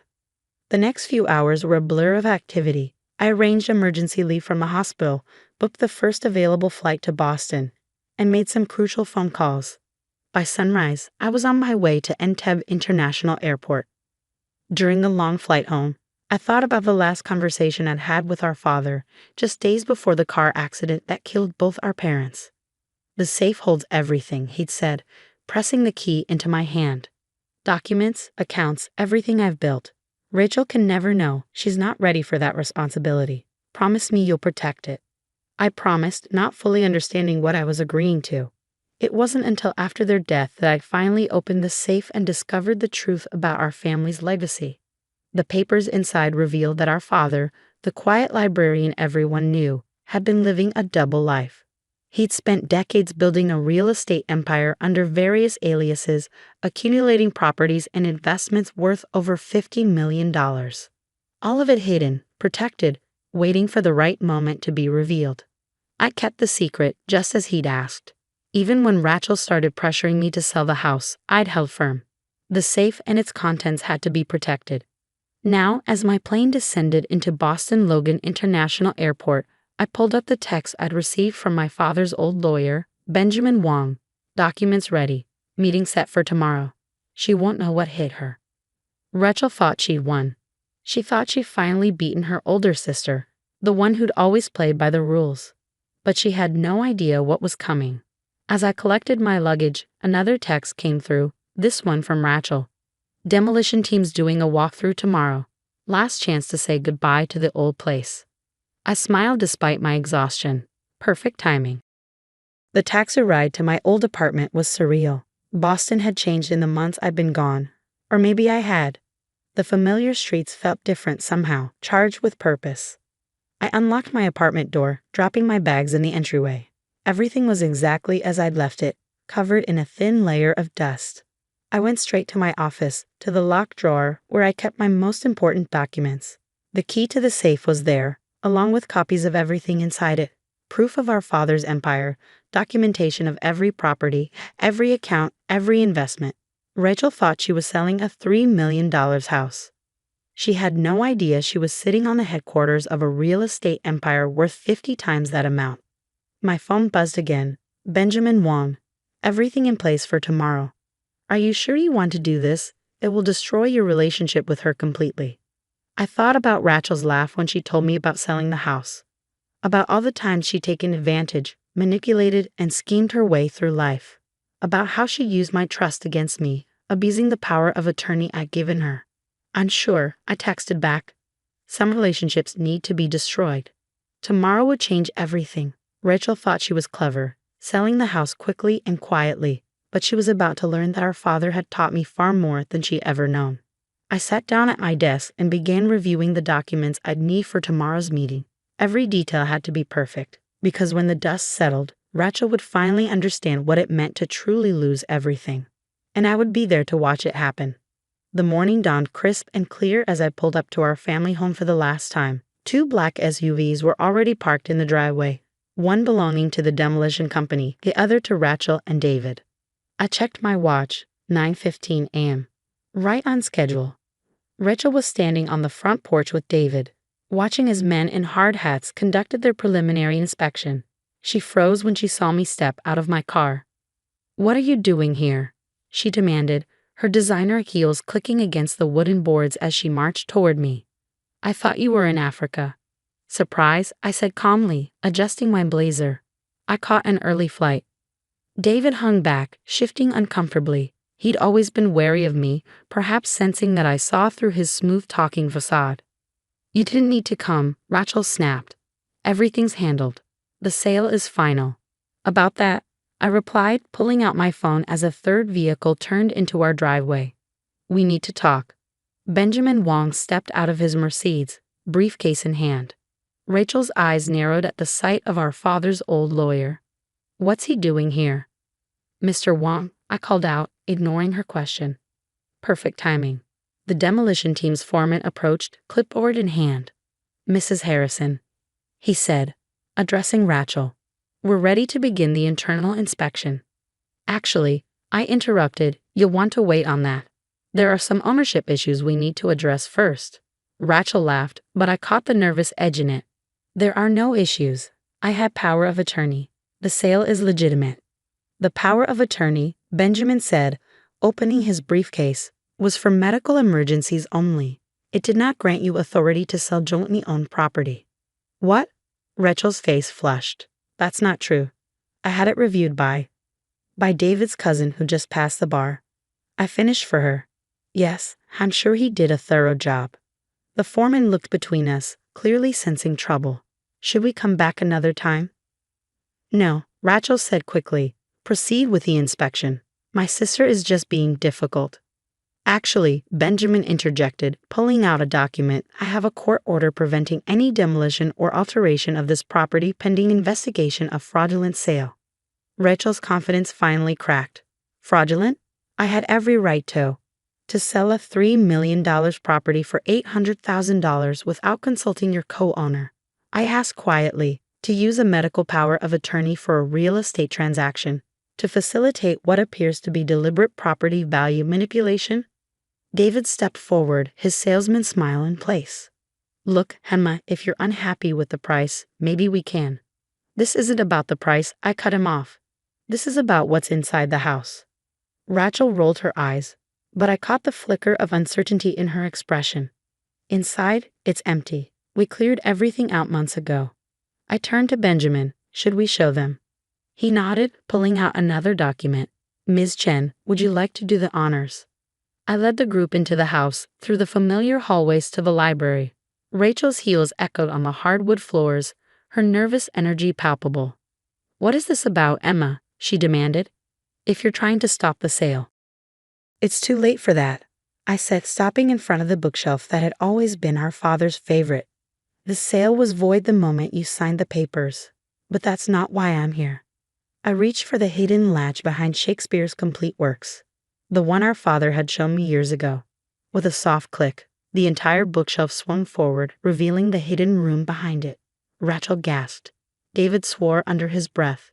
The demolition foreman took an involuntary step back. "What?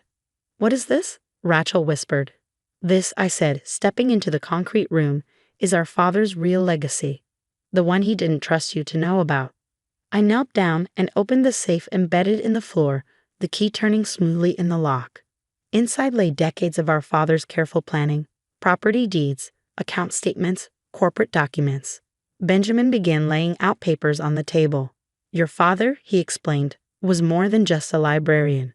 He spent 30 years building one of the largest private real estate portfolios in Massachusetts, all under various aliases, all perfectly legal, all carefully hidden." Rachel stared at the documents, her face pale. "How much?" "The current market value," Benjamin said, is approximately $15 million. David's eyes went wide. Rachel grabbed the edge of the table for support. And you, I said to my sister, just tried to sell the corporate headquarters of this empire for $800,000 to a shell company that, I suspect, is owned by David or one of his associates. David took a step backward, but Benjamin's assistant was already blocking the doorway. The FBI is very interested in this transaction, I continued, particularly given David's history of failed investment schemes and the suspicious timing of the sale. Rachel's legs gave out, and she sank into her father's old leather chair. You knew, she whispered. You knew all this time. Dad told me everything before he died, I confirmed. He made me promise to protect it until the right time. And you didn't tell me? Her voice cracked. Your own sister. I looked at her, really looked at her. The designer clothes, the perfect makeup, the entitled attitude that had defined her entire life. Dad knew you weren't ready, I said softly. And he was right. The first chance he got, you tried to sell his life's work for pennies on the dollar. Benjamin cleared his throat. The FBI agents are waiting outside. They have some questions about the attempted sale and the potential fraud involved. Rachel's head snapped up. Fraud? But I had power of attorney. A medical power of attorney, I corrected her. Using it for real estate transactions is fraud. Selling property significantly below market value to a connected party is fraud. And doing it all without proper authority is definitely fraud. 6 months later, I sat in Benjamin Wong's office, signing the final documents that would restructure our father's empire. Rachel and David were both facing federal fraud charges, their assets frozen pending investigation. Everything's in order, Benjamin said, sliding the papers into his briefcase. The foundation is established and the scholarship fund will launch next month. I nodded, thinking about how our father would have approved. The bulk of his fortune would now fund educational opportunities for underprivileged students, turning his secret empire into a force for good. Have you heard from Rachel? He asked carefully. Not since the indictment, I replied. She tried calling a few times in the beginning, alternating between threats and tearful pleas for help. But after I testified about her fraudulent use of the power of attorney, she finally understood that there was no going back. The house still stood, though I'd had it completely renovated. The hidden room was now a secure office, its existence properly documented. The demolition company had been revealed as a front for David's latest scheme. He planned to flip the property for its true value once the fraudulent sale went through. My phone buzzed. A message from the hospital in Uganda. When are you coming back? We miss our best surgeon. I smiled, thinking about how different my life was from what Rachel had imagined. She'd always seen my volunteer work as running away from real life. She never understood that I'd chosen that path precisely because I could, because our father had secretly ensured we'd never want for anything. The FBI finished their asset trace, Benjamin said, pulling up some documents on his computer. It seems David had set up quite an elaborate network of shell companies. He was planning to use your father's house as collateral for some substantial loans. Let me guess, I said dryly. More investment opportunities. Benjamin nodded. Rachel claimed she didn't know the full extent of his plans. She knew enough, I replied. The evidence had been clear, emails, phone records, bank transfers showing she was fully aware of the scheme to defraud me. Standing at the window of Benjamin's office, I looked out over the Boston skyline. Somewhere out there, Rachel was preparing for her court date, probably still believing she was somehow the victim in all this. Your father would be proud, Benjamin said quietly, not just of how you protected his legacy, but of what you're doing with it. The Scholarship Foundation had already selected its first recipients, bright, ambitious students who reminded me of our father.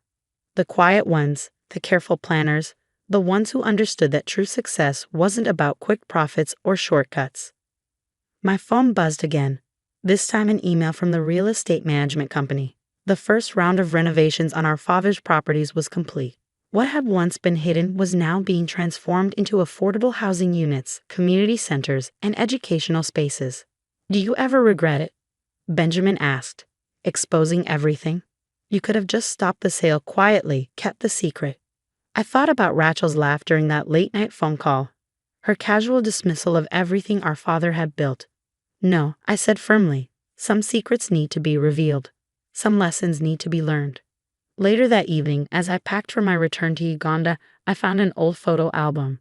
In it was a picture of Rachel and me as children, sitting in our father's library, surrounded by the books that had concealed his empire. We were smiling, unaware of the secrets hidden behind those shelves. I closed the album, thinking about how differently things had turned out from what either of us had expected. Rachel had thought she was seizing an opportunity, never imagining she was actually destroying her future. I had become the keeper of our father's legacy, not just protecting his wealth but transforming it into something meaningful. The next morning, as my plane took off for Uganda, I received one final text from Benjamin. Guilty plea entered. Rachel took a deal, 3 years with restitution. I turned off my phone, watching Boston disappear beneath the clouds. 3 years was nothing compared to the lifetime of trust she'd broken. But maybe, just maybe, it would be enough time for her to understand what our father had known all along. That true wealth isn't just about money, and true success isn't built on shortcuts and schemes. As for me, I had patience waiting, lives to save, and a legacy to fulfill. Rachel had tried to sell our father's house for a quick profit, never knowing she was sitting on an empire. But in the end, the house had kept its secrets until the right moment, just as our father had planned. Sometimes, I thought as the plane headed east, the best revenge isn't about destroying someone else's dreams. Sometimes, it's about fulfilling your own and letting them watch from the sidelines as you build something greater than they could have imagined. The house still stands in Boston, its secrets now transformed into opportunities for others. And somewhere in Uganda, there's a hospital where a surgeon works to save lives, carrying on a different kind of legacy, one that can't be measured in dollars or deeds, but in the lives touched and the changes made. That's the thing about legacy, after all. It's not just about what you leave behind. It's about what you choose to build with what you've been given. And I chose to build something worth more than all the quick profits Rachel had ever dreamed of. That's a revenge that would have made our father proud. The cafe in Montmartre was exactly the kind of place Rebecca would choose. Elegant, overpriced, and perfect for people who wanted to be seen. I watched her through the window, sipping her 15 euros latte while scrolling through her phone, not a care in the world. She hadn't changed much in 5 years. Same perfectly styled blonde hair, same designer clothes, same air of casual superiority. The only difference was that now she was living off our parents' retirement savings, all $4.2 million of them. My name is Sarah Matthews, and I've spent the last 5 years hunting down my sister. Not for revenge, though God knows I wanted it. No, this was about justice, about making things right for our parents who now worked retail jobs in their 70s because their brilliant investment advisor daughter had cleaned up their accounts and disappeared. I checked my watch, 2:45 p.m. Right on schedule. Taking a deep breath, I adjusted my dark wig and sunglasses, picked up my designer handbag, a clever fake, and walked into the cafe. Bonjour, I said to the hostess in carefully practiced French. I'm meeting someone. Ah, there she is. I pointed to Rebecca's table by the window. Before the hostess could stop me, I walked over and sat down across from my sister. Rebecca looked up, annoyed at the intrusion, then froze as I removed my sunglasses. Hi, Bex, I said quietly, using her childhood nickname. Long time no see. The color drained from her face. Sarah? What? How did you find you? I smiled, though there was no warmth in it. That's an interesting story. Almost as interesting as how you managed to forge Mom and Dad's signatures on those transfer documents. She glanced toward the door, calculating. I could practically see the wheels turning in her head. Could she make a run for it? Create a scene? Call security? Don't bother, I said, opening my handbag and pulling out a manila envelope. Running won't help. Not this time. What do you want? She hissed, her perfectly manicured hands clenching around her coffee cup. Money? Is that it? Come to guilt-trip me into sharing. I laughed, the sound sharp enough to make heads turn at nearby tables. Money? You think that's why I spent 5 years tracking you down? No, Bex. I'm here because you destroyed our family, and now you're going to help me fix it. She leaned back, some of her old confidence returning. Or what? You'll tell the police? Go ahead. There's no proof I did anything wrong. The transfers were all legal, signed and notarized. I opened the envelope and slid out a stack of papers. Actually, that's where you're wrong. See, while you were living up in Paris, I've been very, very busy. Her eyes flickered to the documents, then back to my face. What is this? This, I said, tapping the papers, is everything. Every forged document, every fake signature, every illegal transfer, and most importantly, proof of where the money went. Would you like to know how I found it all? She didn't answer, but I could see fear creeping into her eyes. It started with Dad's signature on the final transfer form. I continued. You were always good at forgery. Remember all those report cards you used to fake in high school? But you made one mistake. Dad's arthritis was acting up that week, and his signature would have been shakier than usual. Yours was perfect, too perfect. Rebecca's hand trembled as she reached for the papers, but I pulled them back.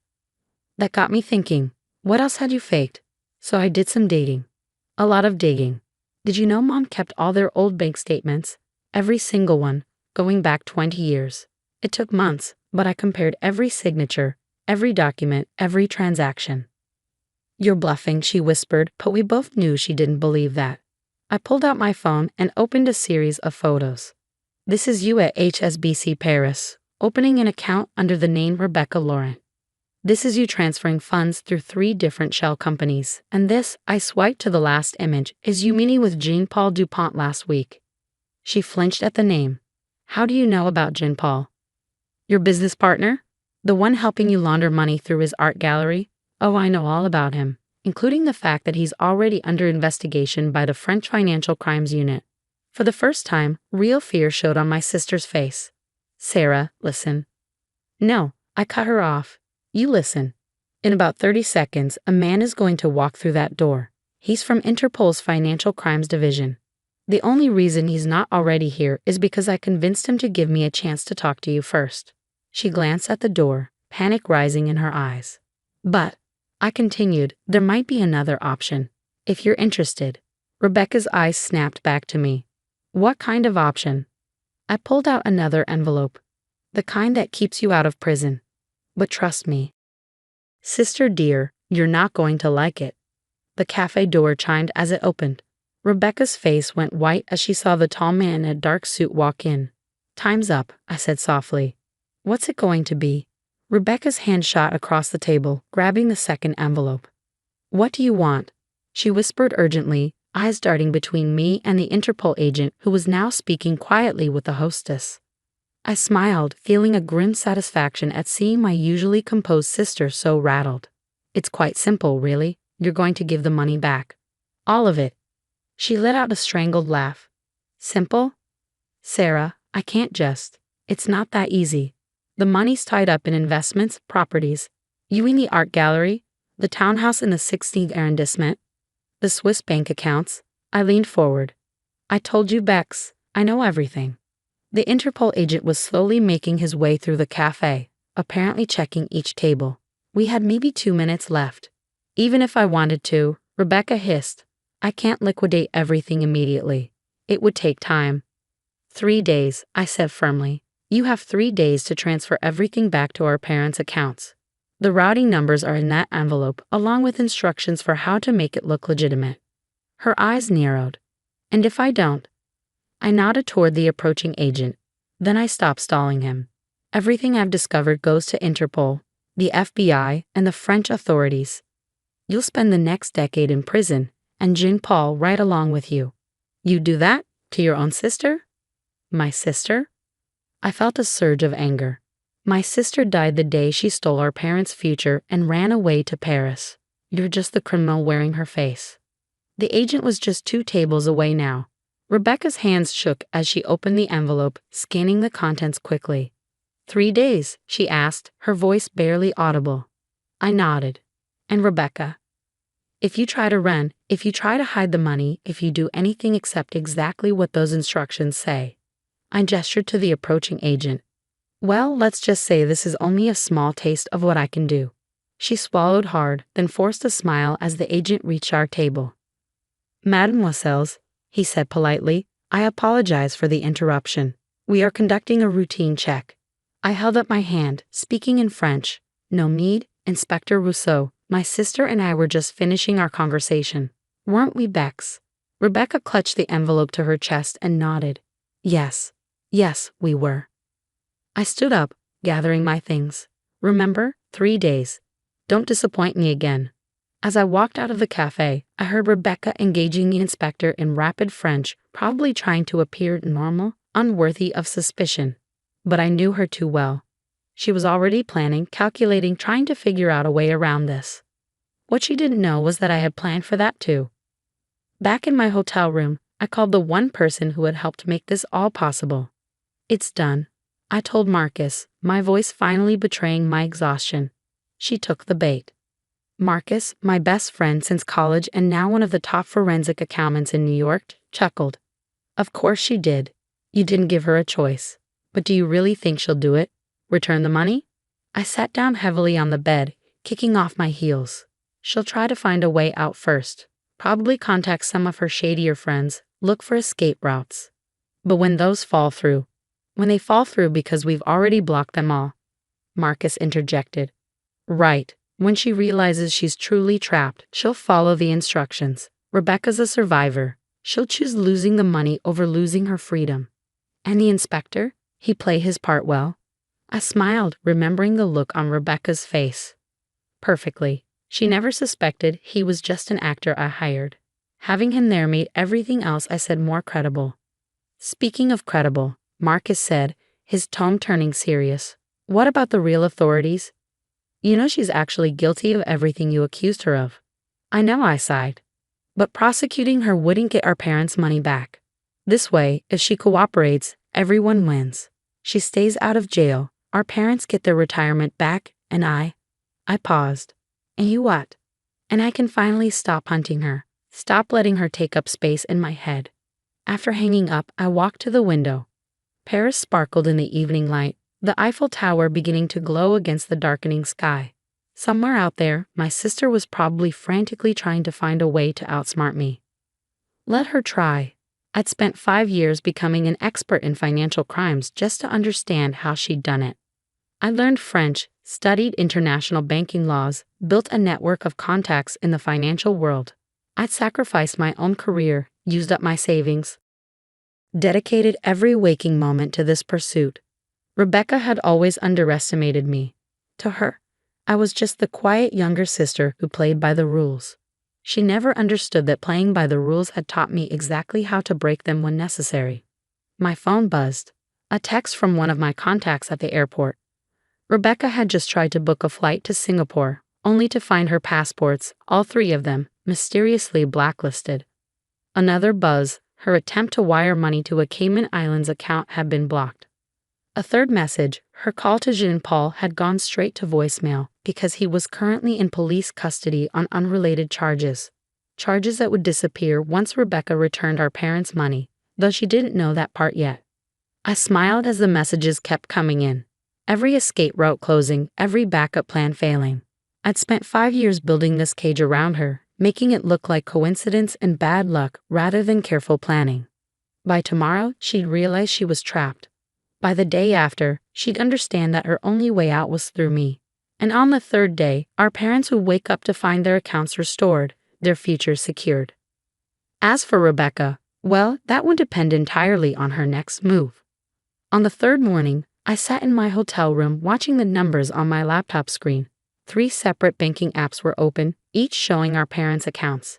At exactly 9:00 a.m. Paris time, the first transfer came through. 1.2 million euros. My phone buzzed. A text from Marcus.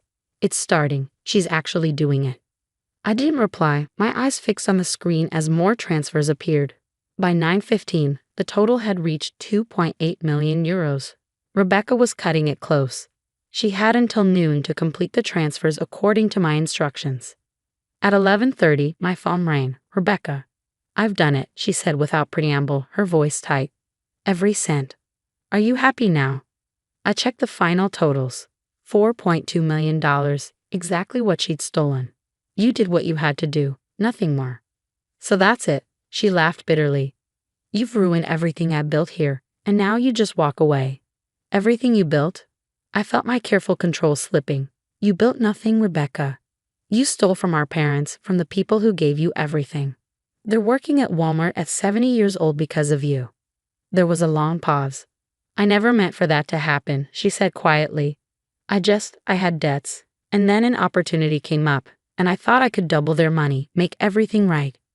Save it? I cut her off. I don't care about your excuses. The money's back where it belongs. That's all that matters. What am I supposed to do now? For the first time, she sounded scared. I have nothing left. You have exactly what you deserve, I replied. But since you complied with my demands, I'll keep my end of the bargain. The authorities won't hear about this from me.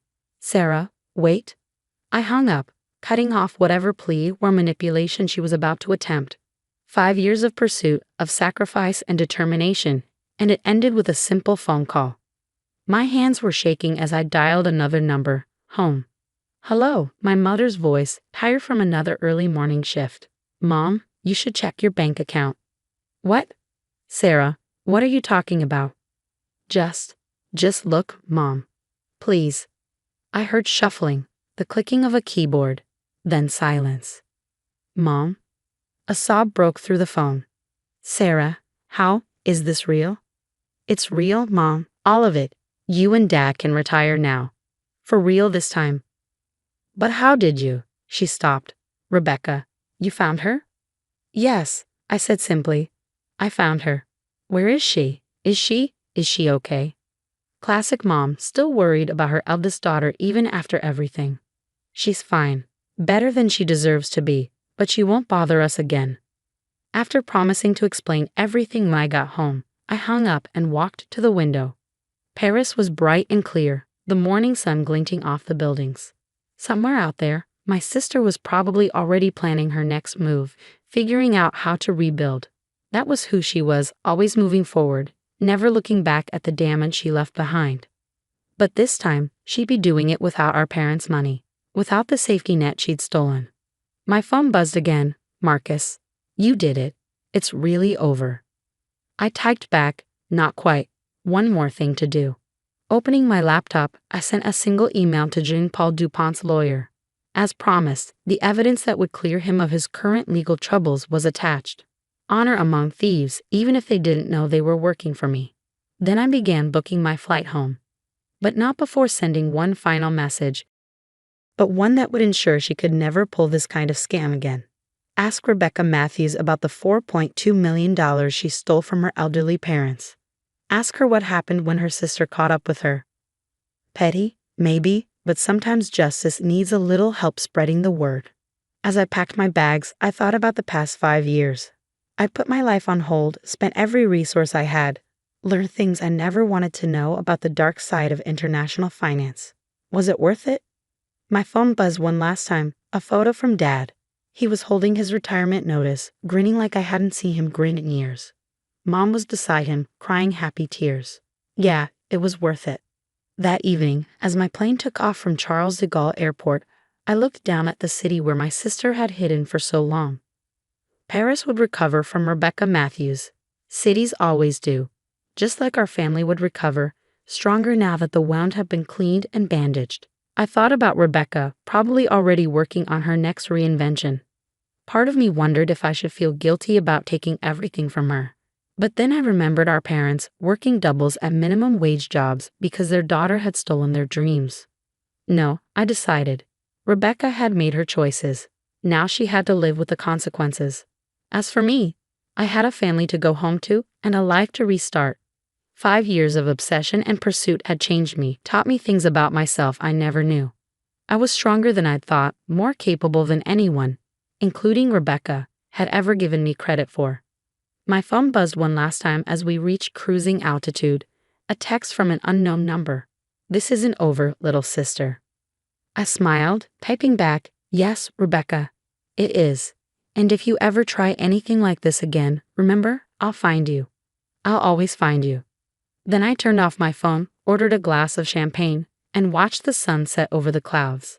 Sometimes the best revenge isn't about destroying someone. It's about protecting the people they tried to hurt. Our parents had their future back. Rebecca had her consequence. And me?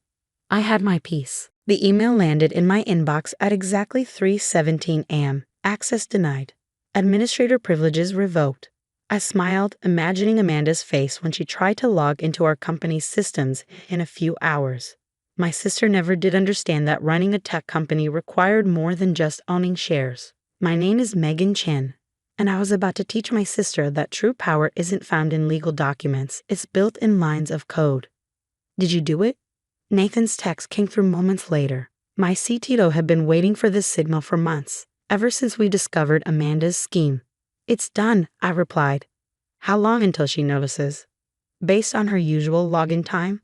About 4 hours. Want me to record her reaction? I hesitated, then typed, no, I want to see it myself.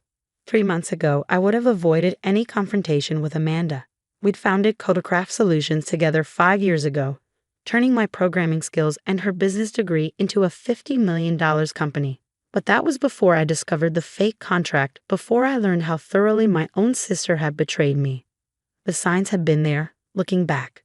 Amanda's increasing secrecy about our finances, the way she brushed me to sign paperwork during our mother's funeral, claiming it was just routine updates while I was grieving.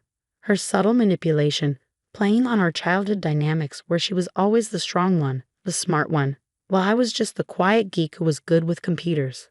I got up from my desk, walking to the window of my home office. The city was still dark, but dawn wasn't far off. Soon, Amanda would arrive at Codecraft's headquarters, confident in her victory, only to find herself locked out of everything.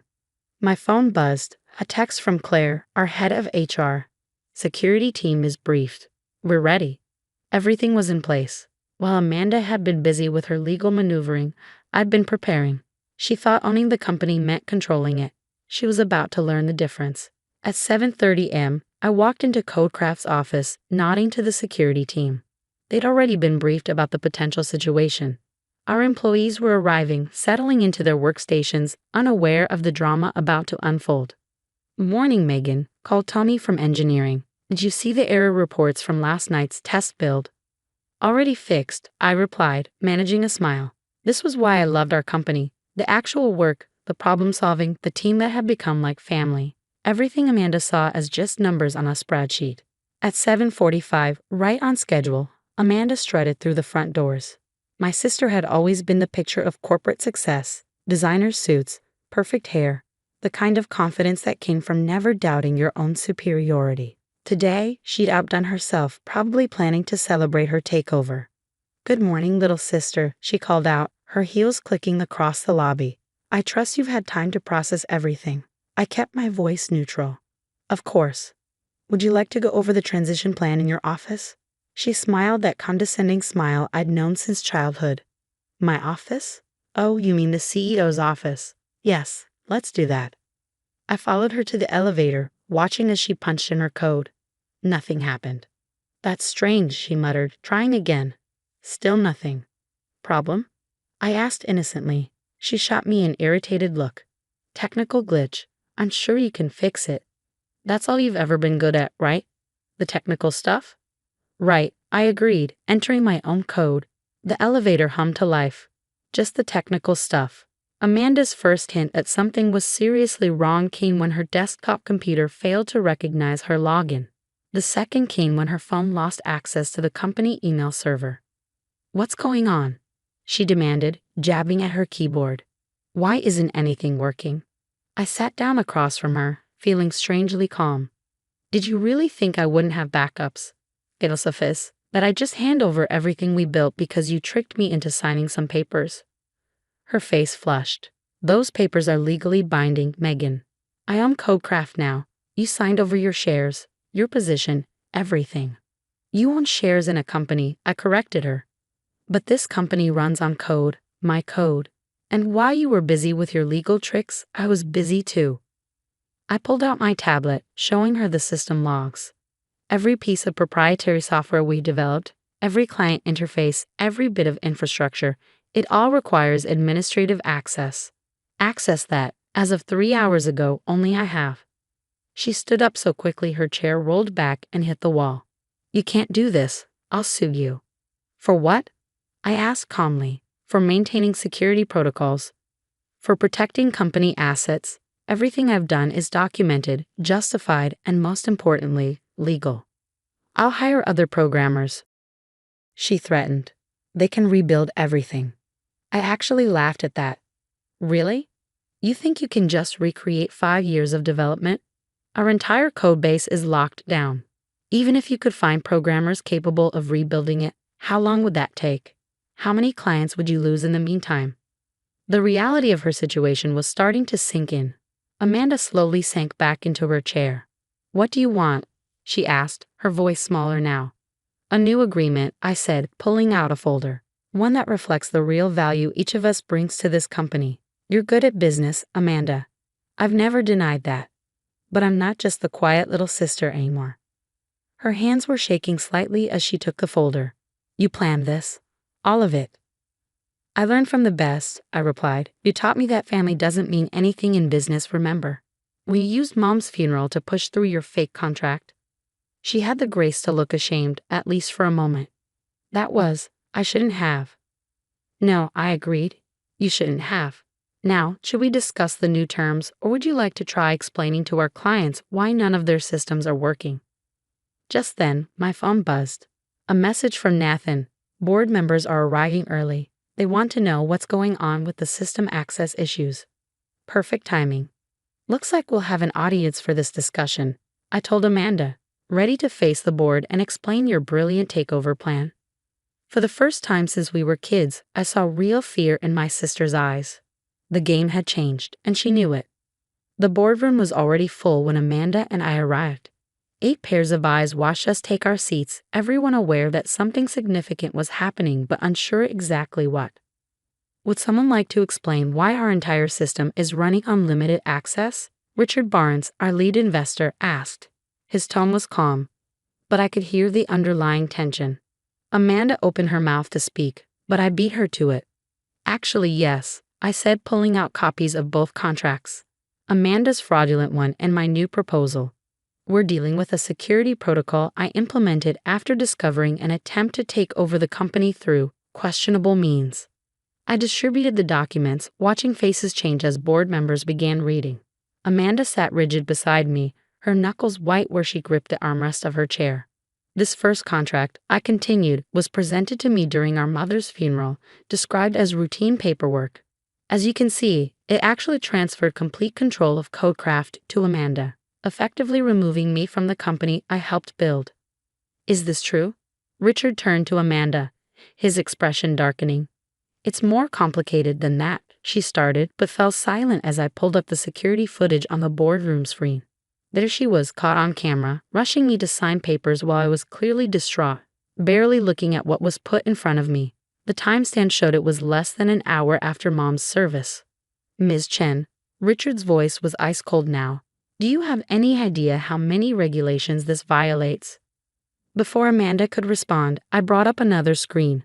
Our company metrics from the past 5 years. "Codecraft's success isn't just about business strategies," I explained. "Our proprietary software, which I developed, is what sets us apart. Every major client we have depends on systems I created. Systems that require continuous maintenance and updates by me and my team." Nathan chose that moment to enter, right on cue. "Megan, we've got clients calling. They want to know why their access is restricted to basic functions only." "What exactly have you done?" Richard asked, leaning forward. "Protected our company's assets," I replied. "Every bit of code I've written includes fail-safes. If unauthorized changes are made to company structure or leadership, the systems automatically enter protected mode. It's all documented in our security protocols." I pulled up another document, the security measures I'd implemented months ago, all properly filed and approved. "This isn't just about ownership," I continued. "It's about understanding what makes Codecraft valuable." Amanda sees numbers on a spreadsheet. I see the actual technology that keeps us competitive. The board members exchanged glances. They were business people, but they weren't stupid. They understood that a tech company without its tech was just an empty shell. "What are you proposing?" Richard asked. I handed out copies of my new agreement, a restructuring that reflects reality. Amanda keeps her business development role. She's good at it when she's not trying to take over the company. I maintain control of our technical operations and intellectual property. Equal ownership, divided responsibilities. And if I refuse? Amanda's voice was barely controlled. "Then I walk away," I said simply. "Take my team with me. Start fresh. How long do you think Codecraft would last with no access to its core technology?" The room was silent as everyone processed this. Amanda's face went through a range of emotions: anger, fear, finally settling on resignation. The board needs to discuss this privately, Richard announced. Ms. Chen, both of you, please wait outside. In the hallway, Amanda paced while I sat quietly, checking messages from my team. Client calls were piling up, each one a reminder of how dependent the company was on systems only I could fully access. You've changed, Amanda said suddenly, stopping her pacing. The Megan I knew would never have done this. The Megan you knew trusted her sister. I replied, not looking up from my phone. She learned better. I was trying to protect the company, she argued, but her voice lacked conviction. No, you were trying to control it. There's a difference. Before she could respond, the boardroom door opened. Richard's assistant beckoned us back in. The next hour was intense. The board had questions about everything: the technical systems, the client relationships, the proposed new structure. I answered each one calmly, demonstrating exactly why I'd become indispensable to Codecraft's success. Amanda sat silently through most of it, her perfect corporate facade cracking bit by bit as she realized how thoroughly I'd outmaneuvered her. Finally, Richard cleared his throat. We've reached a decision. The board approves the new arrangement, with some minor adjustments. He slid a revised contract across the table. I suggest you both review this carefully. Very carefully. I read through the document, noting the changes. They were fair, even adding some protections I hadn't thought of. Amanda read her copy more slowly, her hands trembling slightly. If we both sign this, she said finally, what happens to the systems? They go back to normal, I replied. After a thorough security audit, of course. She picked up a pen, then hesitated. Megan, Don't, I cut her off. Just sign. We can talk about everything else later. One by one, we signed where indicated. With each signature, I felt the weight of the past few months lifting. This wasn't a complete victory. There were still wounds to heal, trust to rebuild. But it was a start. As the board members filed out, Richard paused by my chair. Well played, he said quietly. Your mother would be proud. I watched him leave, those words hitting harder than I expected. Would Mom be proud of either of us? Amanda was still sitting there, staring at the signed contracts. What now? She asked, sounding more like my sister than my business rival for the first time in months. I stood up, gathering my things. Now we do our jobs, separately but equally. And maybe we work on being sisters again. Eventually. She nodded slowly. I really am sorry, Megan. I got caught up in. I know, I said. But trust takes longer to rebuild than it does to break. Remember that next time you're tempted to play power games. The next 3 months were a lesson in careful balance. Amanda and I established clear boundaries. She handled external business relationships and growth strategy, while I managed our technical operations and development. We communicated through official channels, kept meetings strictly professional, and slowly began rebuilding Codecraft into something stronger than before. It wasn't easy. Years of sisterly competition didn't disappear overnight, and there were moments when old tensions threatened to surface. But we had something now that we never had before: respect for each other's true capabilities. One evening, as I was reviewing code for our newest project, Amanda appeared in my office doorway. She looked different, less polished, more human somehow. Got a minute? She asked, hovering uncertainly at the threshold. I gestured to a chair, saving my work. What's up? The Wilson contract, she began, setting a folder on my desk. They want to triple their service package, but it would require significant system modifications. I opened the folder, scanning the requirements. This is big. Like, rewrite half our core systems big. I know, she said. That's why I wanted to discuss it with you first. The old me would have just promised them everything and expected you to make it work. The admission surprised me, and the new you? The new me recognizes that I don't fully understand the technical implications. I need your expertise to make this decision. I leaned back, studying my sister. The Amanda of 6 months ago would never have admitted to needing anyone's help. It's doable, I said finally, but we'd need to expand the development team, maybe bring in some specialized talent. Timeline would be tight. She nodded, taking notes. Budget? 7 figures, minimum. Plus we need to pause some other projects. Okay, she said, standing. I'll tell them we need a week to prepare a proper proposal. Both of us will present it together. As she reached the door, she paused. Hey, Megan. Mom's birthday is next week. I was thinking maybe we could visit her grave together. The question caught me off guard. We hadn't visited Mom's grave together since the funeral, since the day Amanda had betrayed my trust. I'll think about it, I said carefully. She nodded, understanding this was neither a yes nor a no, and left. The next week was intense. Amanda and I worked late into the nights, combining her business strategy with my technical knowledge to create a proposal that could reshape Codecraft's future. It was the first time we truly collaborated as equals, each bringing our strengths to the table. Nathan watched us with amusement. Never thought I'd see this, he commented one evening, as Amanda and I argued productively over system architecture diagrams. See what? I asked. You two actually working together instead of competing. It's like watching matter and antimatter learn to coexist. He had a point. Something had shifted between us. The power struggle was over, replaced by something more balanced, more mature. The day of Mom's birthday dawned clear and crisp. I found Amanda waiting by my car in the office parking lot, holding 2 bouquets of white lilies, Mom's favorite. You don't have to come, she said quietly. I know, I replied, unlocking the doors. Get in. The drive to the cemetery was silent. As we walked to Mom's grave, memories flooded back, both good and bad. The sister who had protected me from bullies in school. The businesswoman who had tried to take everything from me. I miss her, Amanda said suddenly, kneeling to arrange the flowers.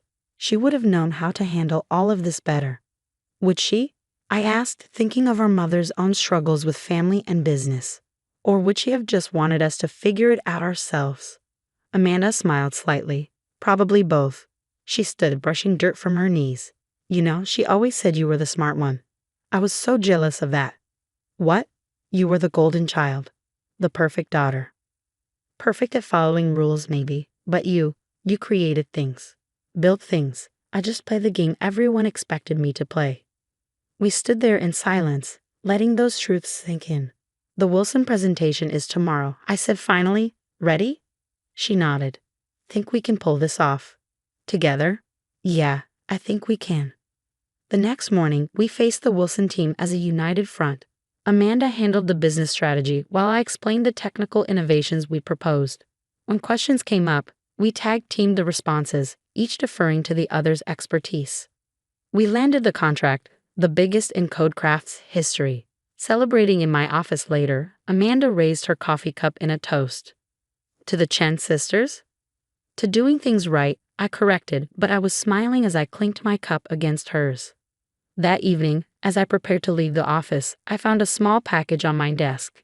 Inside was a framed photo.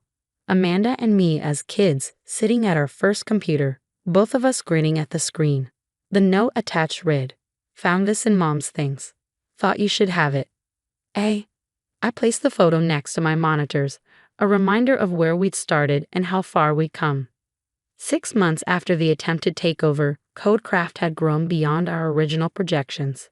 Our new dual leadership structure had become a model for other tech companies. Amanda and I had found our rhythm, each excelling in our domains while respecting the others. Think Mom would be proud? Amanda asked one evening as we reviewed quarterly reports. I looked at the photo on my desk, then at my sister, not my rival anymore, but my true partner in building something meaningful. Yeah, I said. I think she would. The company we built was stronger now, founded not just on technology or business strategy, but on something more fundamental, the understanding that true power comes from combining our strengths rather than fighting over control. As for being sisters, we were working on that too, one day at a time. Some wounds take longer to heal, but they do heal, if you let them. And sometimes, what you build after breaking down is stronger than what was there before. The sound of my sister Rachel's words still echoed in my ears as I sat in my car outside our family home. The same house where we'd grown up, where Mom had raised us after Dad died, where everything had fallen apart in the past year.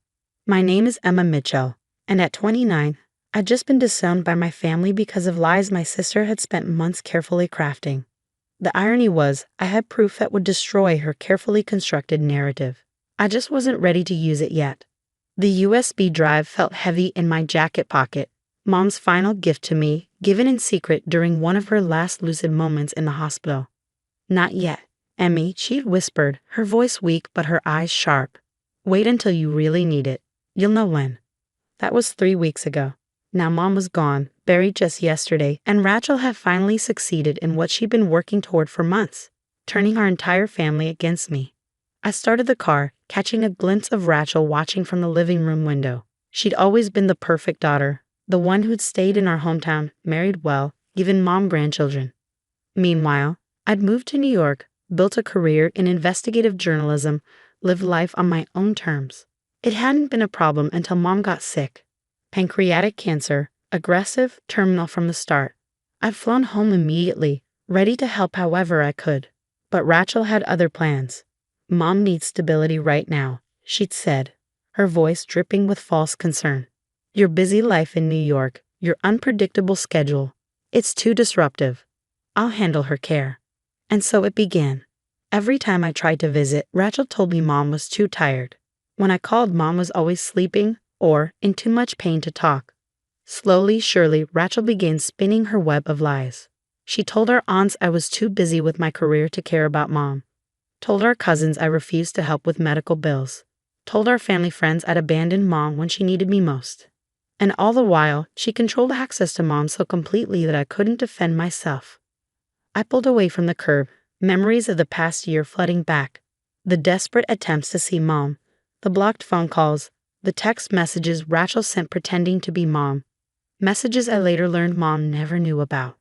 But what Rachel didn't know, what none of them knew, was that I'd spent those months doing what I do best, investigating, documenting, gathering evidence. Mom's nurses had been particularly helpful, especially after they witnessed Rachel's behavior firsthand. Your sister's been intercepting your cards and letters, Maria, Mom's favorite nurse, had told me during one of my few successful hospital visits. Your mom keeps asking why you never write. That was when I'd started keeping records, dates, times, witnesses, every instance of Rachel's interference. I'd even managed to get security camera footage from a hospital showing Rachel throwing away the care packages I sent. The USB drive shifted in my pocket as I turned onto the highway. Mom had given it to me during my last visit, just 2 days before she slipped into the coma that would claim her life. Rachel had been at her kid's soccer game, and I finally had a moment alone with Mom. I know what she's been doing, Mom had said, her voice barely a whisper. Maria told me everything, but confronting her now would only make things worse. She'd pressed the small drive into my hand. This is your insurance policy, Emmy. Use it wisely. I hadn't watched it yet. Part of me was afraid of what I'd find, but another part knew Mom was right about timing. Rachel had spent a year building her narrative. The devoted daughter caring for our dying mother while the selfish sister abandoned her family. Dismantling that story would take more than just accusations. My phone buzzed with a text from Maria. You okay? That scene at the house looked pretty intense. I pulled into a coffee shop parking lot to respond. Maria had become my ally throughout this ordeal, keeping me updated on Mom's condition when Rachel blocked my access, making sure Mom knew I was trying to be there. I'm fine, I typed back. Rachel finally did it, convinced everyone I'm the villain in her story.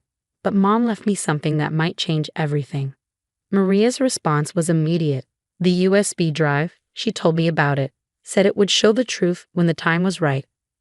I ordered a coffee and found a quiet corner table. My laptop was in my bag. I could watch it now, finally see what Mom had left me. But her words echoed in my mind. Wait until you really need it. Instead, I pulled out my reporter's notebook. Old habits die hard, and began writing everything down. The scene at the house today, Rachel's accusations, the family's reactions. I learned long ago that details matter, especially when you're dealing with someone who twists the truth. Rachel had been clever. I had to give her that. She'd started small, planting seeds of doubt about my character, my commitment to family. Then, as Mom got sicker, the lies grew bigger. Emma's too busy with her career to help with Mom's care. Emma refuses to contribute to the medical expenses. Emma doesn't even call or visit. Each lie built on the last, creating a picture of a heartless daughter who'd abandoned her dying mother. The fact that I'd been sending money monthly, calling daily, though Rachel usually blocked my calls, and flying home every chance I got, Though Rachel usually prevented me from seeing Mom. Didn't matter. Perception had become reality. My coffee grew cold as I wrote, documenting every detail of how Rachel had systematically turned our family against me. Aunt Sarah, who'd once been like a second mother to me, now couldn't look me in the eye.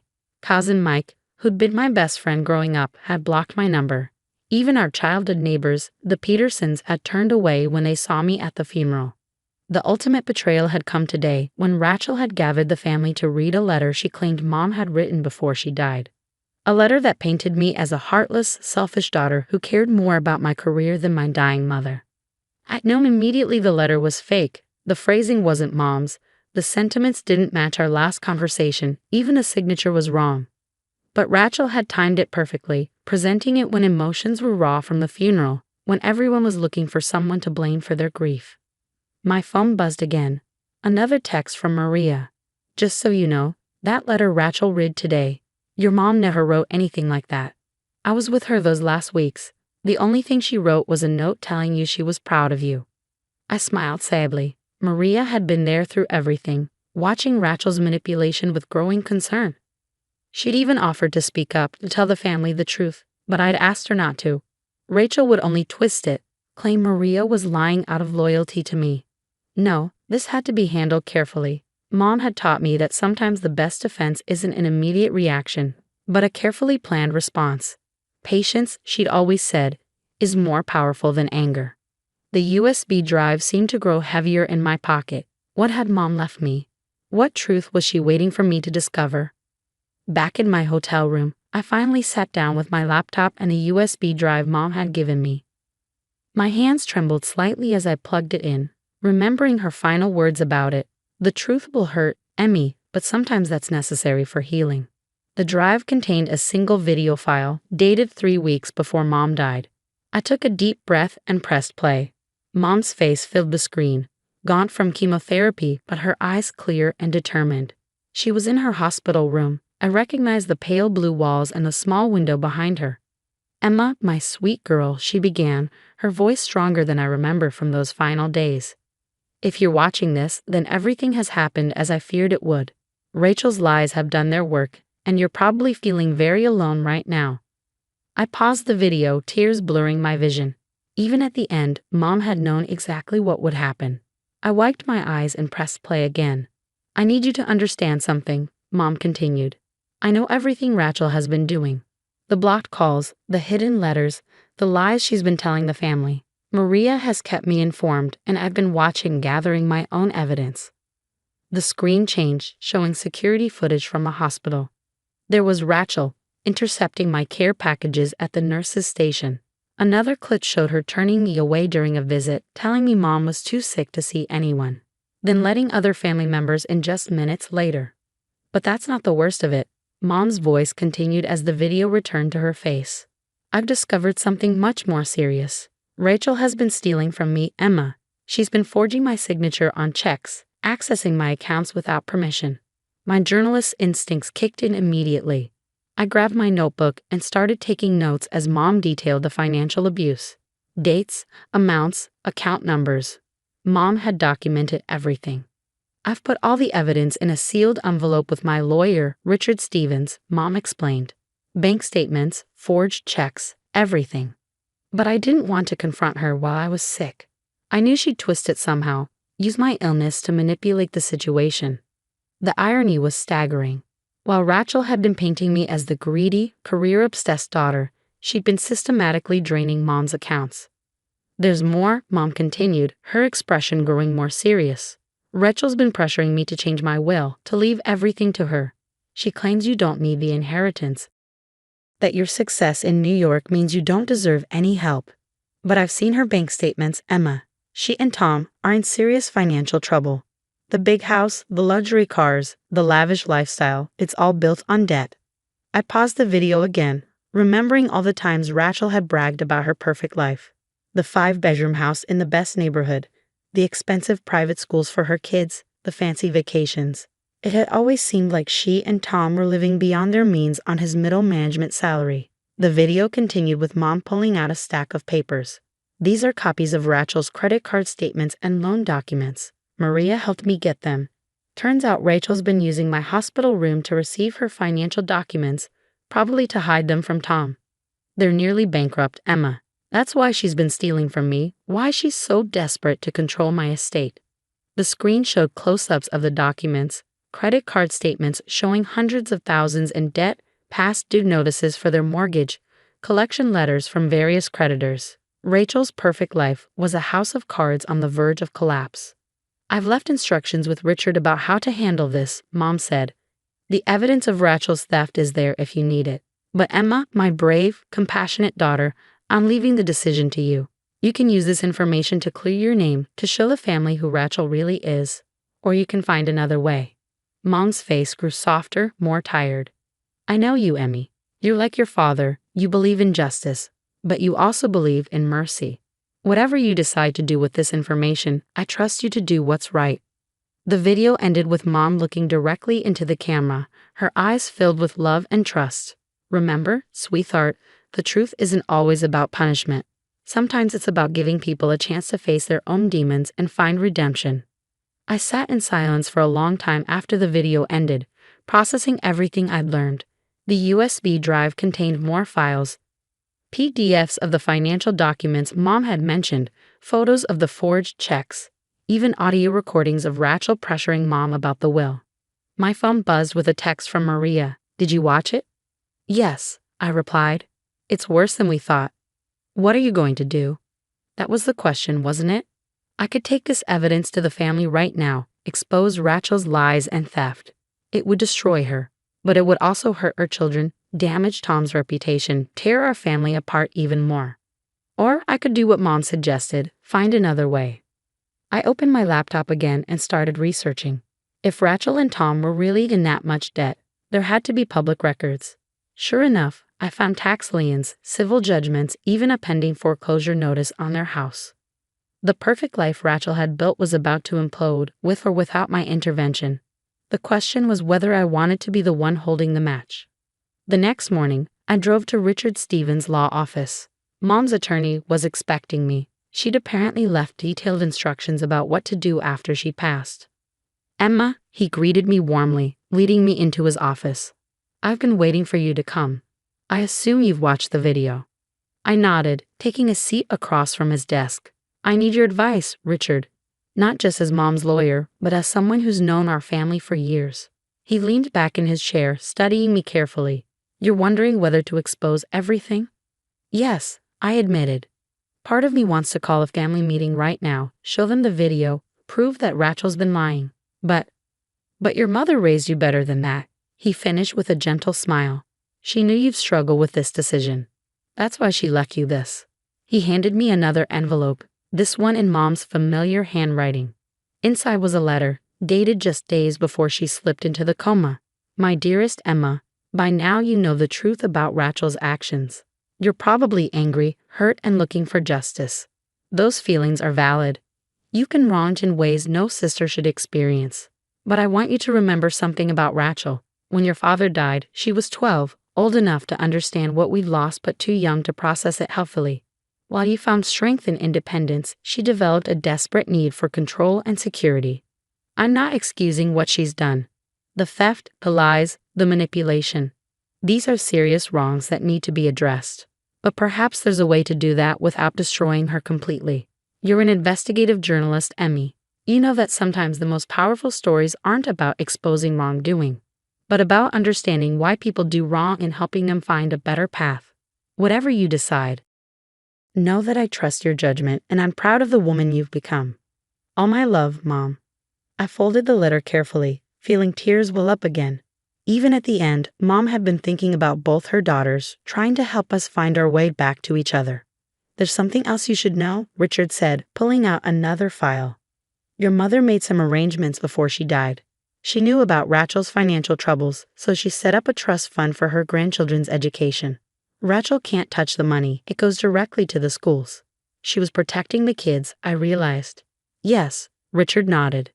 And she left the family home to you, Emma, not to punish Rachel, but because she knew you'd do the right thing with it.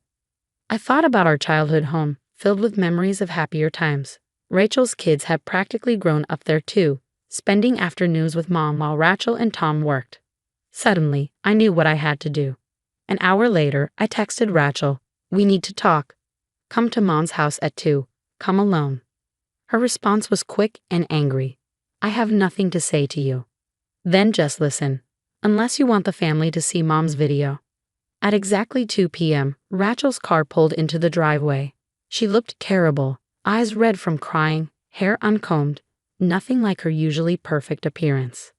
"What video?" she demanded as soon as she walked in. "What are you trying to pull?" Wordlessly, I opened my laptop and played Mom's recording. Rachel sank onto the couch as she watched, her face draining of color as Mom detailed her theft and lies. When it ended, we sat in silence for a long moment. "Are you going to show this to everyone?" she finally asked, her voice small and broken. "That depends on you," I replied. "Mom left me the house, Rachel, and I know about the foreclosure notice on your place." She flinched. "How did you?" "I'm a journalist. Finding information is what I do." I took a deep breath. "Here's what's going to happen. You and the kids can move in here." "What?"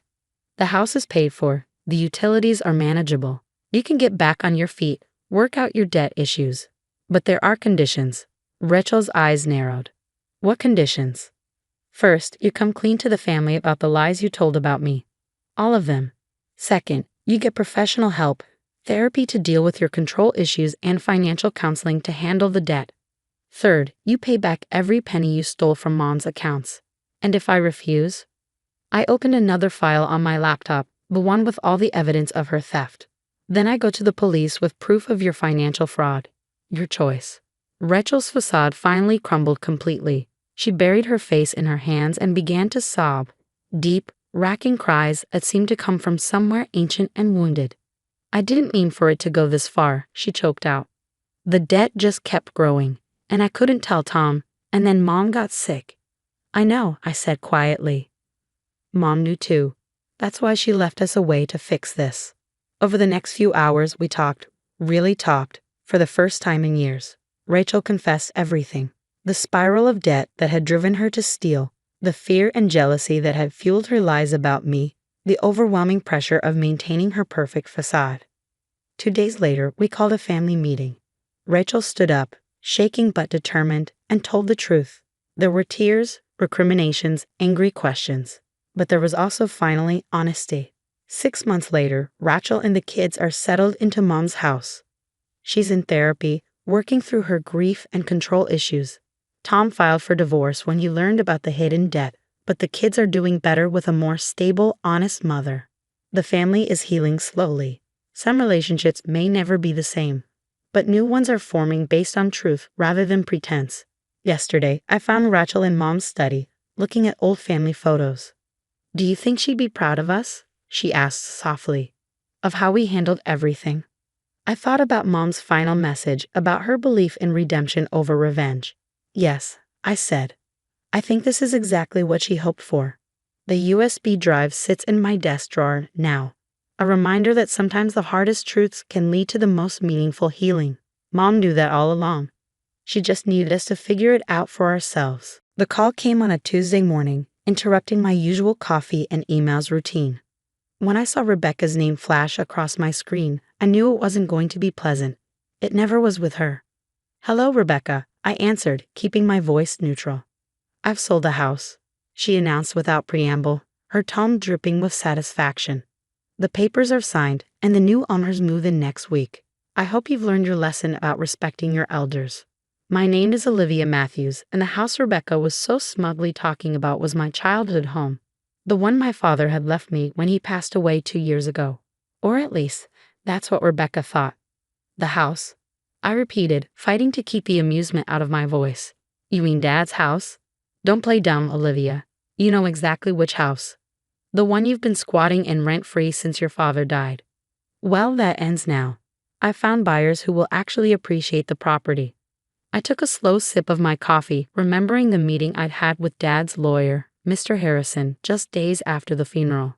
Rebecca had no idea about that meeting, about the documents we'd signed, or about the real ownership of the property. "That's interesting," I said carefully. "And you're sure everything's legal?" She scoffed. "Of course it's legal. I'm his widow, and the house was in his name."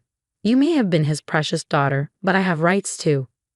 Maybe next time you'll think twice before questioning my decisions about the remodeling.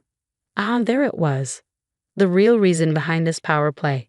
3 months ago, I'd stopped Rebecca from gutting the house's historic features, the hand-carved banisters, the original hardwood floors, the stained glass windows my father had lovingly restored over the years.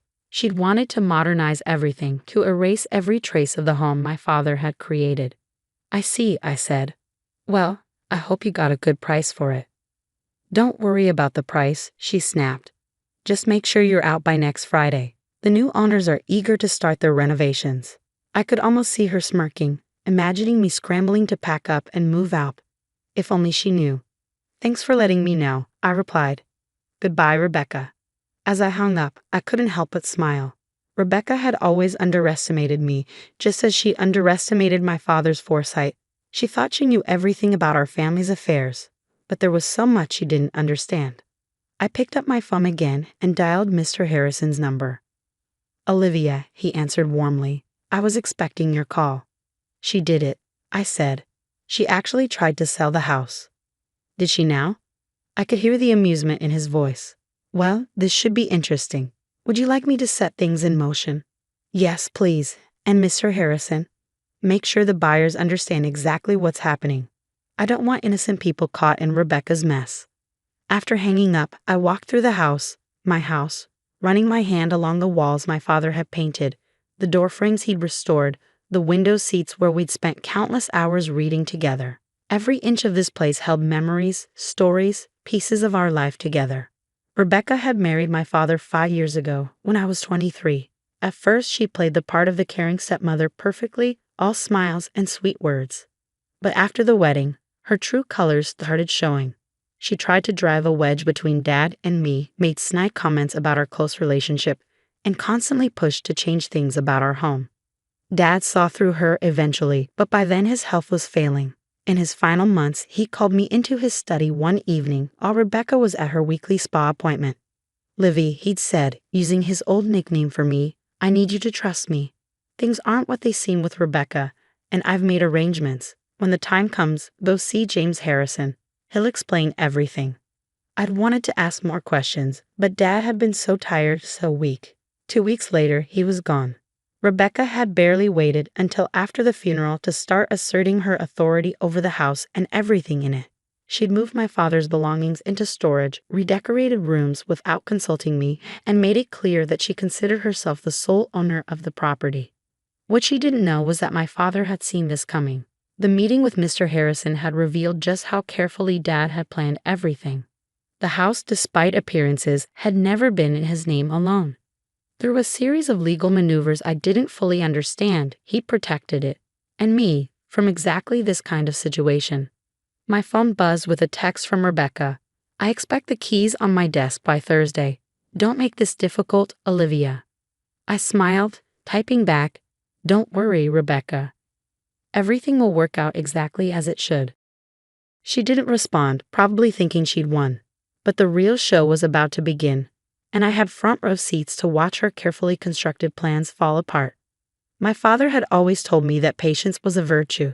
Sometimes, he'd say, the best response is to simply wait and let people reveal their true nature. Well, Rebecca had certainly revealed hers. Now it was time for her to learn about mine. I spent the rest of the morning going through some old photos I'd found in Dad's study. There was one of us working on the house together, covered in paint and sawdust but grinning like fools. Another showed us in the garden he'd planted, surrounded by the roses he'd lovingly tended. Rebecca had wanted to dig up those roses last spring, claiming they were old-fashioned. I'd stopped her then, just as I was about to stop her now. My phone rang again. Mr. Harrison. The wheels are in motion, he said. The buyer's lawyer has been notified of the situation. They're understandably upset with Rebecca, but relieved they found out before money changed hands. How long until she finds out? I'd say by this afternoon. Their lawyer is drafting a strongly worded letter as we speak. Would you like me to be present when she receives it? I thought about it for a moment. No, I decided. Let her deal with it alone. She needs to understand exactly what she's done. As you wish, but Olivia, be prepared for the fallout. People like Rebecca don't take humiliation well. He was right about that. Rebecca had always been proud, always needed to be in control. Finding out that she tried to sell a house she had no right to, that she'd made a fool of herself in front of potential buyers, it would hit her hard. But then again, that was exactly the point. The fallout came faster than I expected. Around 3 in the afternoon, my phone exploded with notifications, multiple missed calls, and increasingly furious texts from Rebecca. "What AVU do you want?" The last message read, all caps, conveying her rage. I was sitting in the garden among my father's roses when she pulled into the driveway. Her Mercedes screeched to a halt, and she stormed out, waving what I assumed was the lawyer's letter. "You conniving little witch," she screamed, her carefully maintained facade cracking completely. "You knew about this all along." I remained seated, calm despite her fury. Knew about what, Rebecca? Don't play innocent with me. She thrust the letter in my face. "The trust, the property transfer, all of it. You and James plotted this behind my back." "No," I corrected her gently. "Dad and Mr. Harrison arranged it. I just followed his instructions." Her face contorted with rage. "Your father would never do this to me. This has to be a mistake." Actually, I stood up, brushing dirt from my jeans. "Dad did exactly this to protect both me and the house. He saw through you, Rebecca. He knew exactly what you tried to do after he was gone." She took a step back, her designer heels sinking slightly into the soft garden soil. "That's impossible. He trusted me. He loved me." "Did he?" I asked quietly. "Or did he just let you think he did?" The color drained from her face as the implications of my words sank in. My father, the man she thought she fooled completely, had outmaneuvered her from beyond the grave. The house was never in his name. I continued, watching her process each revelation. "He transferred it to a trust years ago, long before he met you. I'm the sole beneficiary. You had no right to try to sell it." "You're lying," she whispered, but I could see the doubt in her eyes. "Check the property records," I suggested. "They're all public. Dad made sure of that too. He wanted everything to be transparent when the time was right." Rebecca's hands were shaking now, crumpling the lawyer's letter. "The buyers, they're threatening legal action. Do you have any idea how humiliating this is? Almost as humiliating as trying to throw your stepdaughter out of her own house." I countered. "Or maybe as humiliating as spending years pretending to care about someone just to get their money." She flinched as if I'd slapped her. "You don't understand anything about my relationship with your father." "I understand more than you think. Dad told me everything before he died, about the prenup you refused to sign, about the mysterious withdrawals from his accounts, about the men you met with while he was in the hospital." Her eyes widened. "He knew. He knew everything, Rebecca. He just waited, watched, and planned. Like father, like daughter, I suppose." She took another step back, her expensive suit now stained with garden dirt. "This isn't over," she threatened, but her voice lacked conviction. "Actually, it is," I replied, pulling out my phone. "I've recorded this entire conversation. Would you like me to add it to the file Mr. Harrison is building about your attempts to illegally sell property you don't own?" For the first time since I'd known her, Rebecca was speechless. She stood there, surrounded by my father's roses, looking completely lost. "I'll make this simple," I said. Leave the house, leave me alone, and most importantly, leave my father's memory alone. If you try anything else, any more schemes, any more attempts to take what isn't yours, everything comes out. The affairs, the money, all of it." "You wouldn't dare," she hissed. "It would damage your precious father's reputation." I smiled, channeling the same quiet strength I'd always admired in Dad. "His reputation can handle the truth, Rebecca. Can yours?" She stared at me for a long moment, calculation visible in her eyes. Finally, her shoulders slumped slightly. "Fine," she spat. "Keep the house. Keep your little victory, but don't think this means you've won." "I already have," I said simply. "I won the moment Dad saw you for who you really are." She turned and stormed back to her car, her heels sinking into the grass with each angry step. As she drove away, I noticed she dropped the lawyer's letter in the garden. Picking it up, I smoothed out the crumpled paper. The legal language was complex, but the message was clear. Rebecca had no claim to the house, had never had any claim to it, and her attempt to sell it constituted fraud. My phone buzzed. A text from Mr. Harrison. "How did she take it?" "About as well as we expected," I replied. "But I think she's done." Your father would be proud, he wrote back.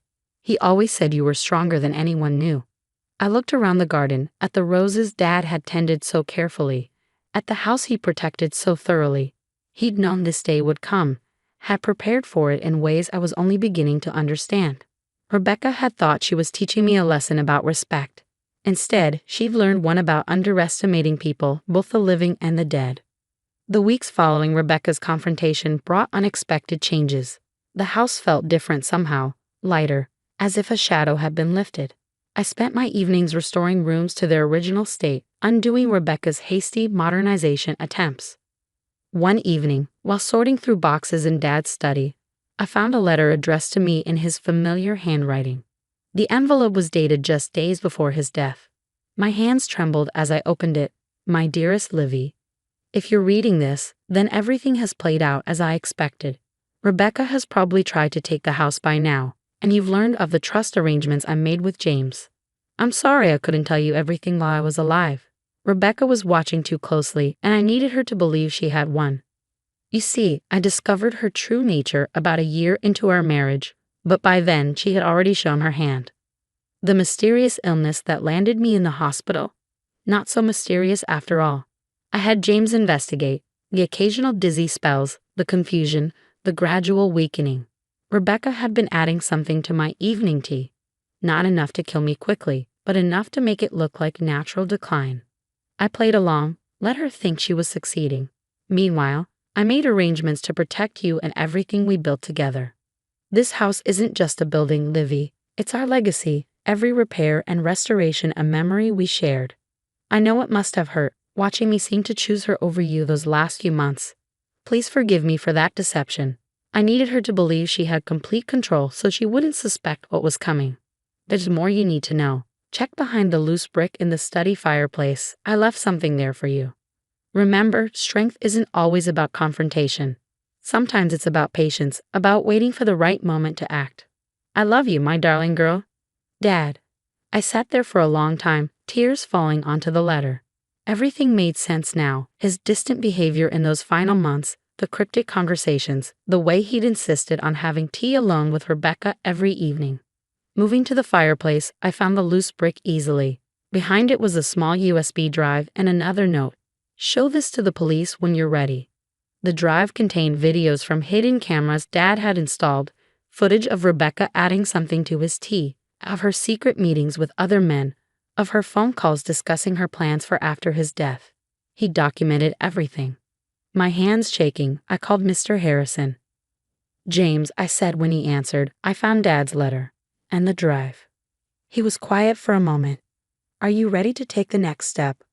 I thought about it. The evidence on the drive was damning. Attempted murder, fraud, conspiracy. Rebecca wouldn't just lose her social standing.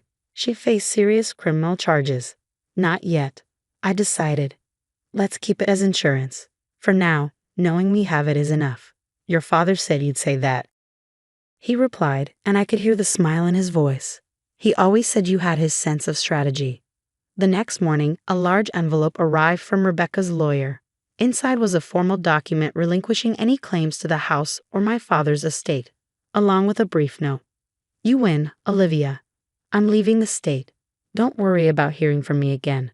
Just keep what you know to yourself. She'd found the cameras. Of course she had. She would have been searching the house for anything incriminating after our confrontation. The evidence on the drive was just backup. The threat of its existence was enough.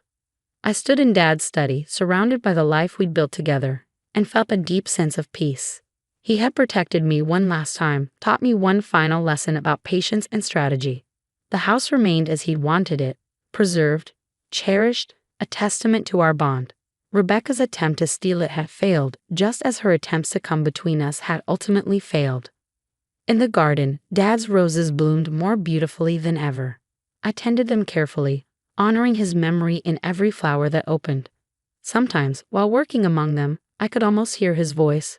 Remember, Livy, the strongest roots grow in silence, hidden from view until the right moment to bloom. He had been right, of course. Strength wasn't always about confrontation. Sometimes it was about waiting, watching, and letting people reveal their true nature. Rebecca had taught me about deception, about the masks people wear. But Dad had taught me something far more valuable: how to see through those masks, how to protect what matters most, and how to win without losing yourself in the process.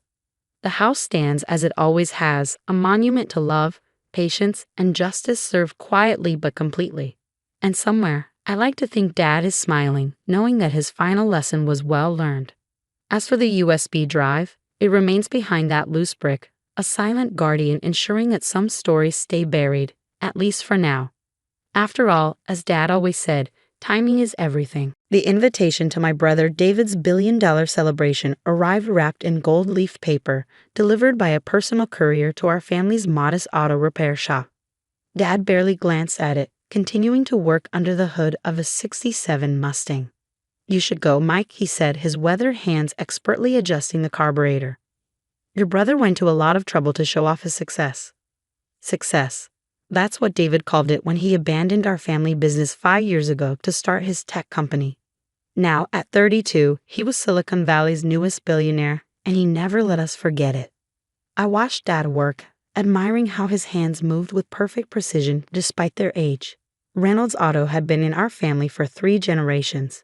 My grandfather started it, my father perfected it, and now, at 28, I was learning its every secret. "Someone has to keep the shop running," I replied, picking up a wrench. "These cars won't fix themselves." Dad straightened up, wiping his hands on his work cloth. For a moment, he looked like he wanted to say something important, but instead just nodded toward the Mustang. "Let's finish this beauty first." The next evening, against my better judgment, I found myself walking into the Valley's most exclusive hotel. David had rented the entire top floor for his celebration. The elevator doors opened to reveal a scene of pure extravagance. Ice sculptures, champagne fountains, and Silicon Valley's elite in designer clothes that cost more than our shop's yearly revenue. "Mike," David's voice boomed across the room. My little brother finally decided to join us. He strode over, glass of champagne in hand, surrounded by his usual entourage. Everything about him screamed new money, from his $10,000 suit to his perfectly whitened teeth. "Where's Dad?" he asked, looking around with exaggerated concern. "Don't tell me he's still tinkering with old cars." "Someone has to run the family business," I said quietly. David laughed too loudly. "Family business? That old shop is an embarrassment." I offered to buy it, modernize it, turn it into something worthwhile, but Dad's too stubborn, too stuck in the past. A few of his tech friends snickered. I felt my face grow hot but kept my voice steady. "That shop put you through college, and look how I repaid that investment." He gestured grandly at the opulent room. "Tech Future is worth $5 billion. I made more money last week than that shop will make in a century." Before I could respond, the hotel's event coordinator approached anxiously. "Mr. Reynolds, there's an issue with the payment processing for tonight's event." "Handle it," David snapped, waving her away. "I'm celebrating my success." I noticed something odd in the coordinator's expression, but David was already launching into his favorite topic, himself. "You know, Mike, it's not too late. I could give you a job at Tech Future. Something entry-level, of course. Better than wasting your life changing oil." The way he said it, like he was offering a favor to a beggar, made something snap inside me. Our grandfather built that shop from nothing. Dad turned it into the most respected auto repair business in the city. We fix things, make them work better. "What exactly does your company do, David?" His smile turned cold. "We're a tech disruptor. We're revolutionizing digital payment processing with blockchain integration and—" "But what do you actually do?" The question hung in the air.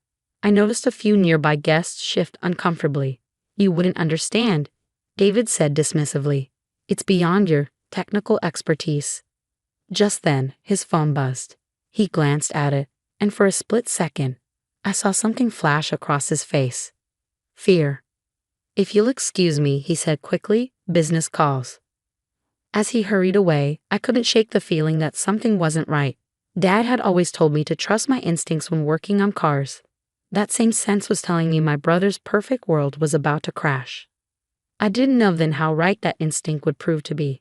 The next morning, I arrived at the shop early, as usual. Dad was already there, reading something on his ancient computer with an intensity I'd never seen before. "Tech Future's stock is crashing," he said without looking up. "Down 80% in pre-market trading." The SEC has suspended all trading. Before I could process this, the shop's phone started ringing. It was David. Mike. His voice was frantic. Is Dad there? I need to talk to him. Now.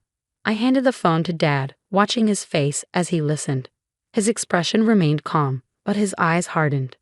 No, David, he said finally. I won't sell the shop to cover your margins. Not today, not ever. He paused, listening. You made your choices. Now you have to face them. He hung up, and almost immediately, my phone lit up with breaking news alerts. Tech Future CEO under investigation for massive fraud, screamed the headlines. Payment processing scheme exposed, declared another. Dad, I started, but he was already walking toward his office, a small room in the back of the shop that I'd rarely been allowed to enter. It's time, he said simply. Come with me. The office looked the same as always. Worn desk, filing cabinets, framed photos of classic cars. But Dad went straight to an old painting of a Shelby Cobra, removing it to reveal a safe I'd never known existed. Your brother chose flash over substance, Dad said as he worked the combination. He wanted millions without understanding value. But your grandfather, he understood real value. The safe opened with a click. Inside wasn't much. Some old papers, a leather notebook, and a small metal box. Know what these are? Dad asked, carefully lifting out the papers. I looked closer and felt my breath catch. They were patents, dozens of them. All in my grandfather's name. Every major auto manufacturer in the world uses these designs, Dad explained. The transmission synchronization system, that was your grandfather's. The adaptive fuel injection process, his too. He never sold the patents, just licensed them. Been generating royalties for 40 years. My hands shook as I read through the documents. The numbers were staggering. But the shop, we live so modestly. Dad smiled. The shop is real. The work we do here is real. That matters more than money. But make no mistake, Reynolds Auto isn't just an auto repair shop. It's the headquarters of Reynolds Engineering Holdings, worth about $12 billion as of this morning. I had to sit down. David, does he know? David never asked, never cared to learn about the family business, too busy chasing quick millions to notice the billions right under his nose. Just then, my phone buzzed again. Another news alert, Tech Future CEO David Reynolds arrested for securities fraud. Dad picked up the leather notebook. Your grandfather wrote everything down, his designs, his philosophy, his plans for the future. I've added my own notes over the years. It's time you started doing the same.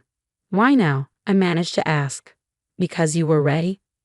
You stayed, you learned, you respected the work. Just like I did with my father. He handed me the notebook. There's more. A lot more. But first, I think your brother might need a reminder about what real value looks like. The media circus outside David's downtown office building was in full swing when Dad and I arrived. Reporters swarmed, cameras flashed, and security guards struggled to maintain order. Through the glass doors, I could see federal agents boxing up documents and hard drives. Mr. Reynolds, a reporter recognized Dad. Your son David is accused of orchestrating a $4 billion fraud scheme. Any comment? Dad walked past them without a word, his worn work boots clicking against the marble lobby floor. The FBI agent in charge straightened when he saw us. Mr. Reynolds, he said respectfully, we've been trying to reach you. Had some cars to fix first, Dad replied calmly. Where's my son? They led us to what used to be David's corner office, the space that had once showcased his ego, all chrome and glass and modern art, now felt hollow. David sat slumped in his ergonomic chair, his perfect suit wrinkled, his lawyer whispering urgently in his ear. He looked up when we entered. Dad, thank God. You have to help me. The shop, we can sell it. Use the money for bail. My lawyer says. Be quiet, David, Dad said quietly, but with enough authority that the room fell silent.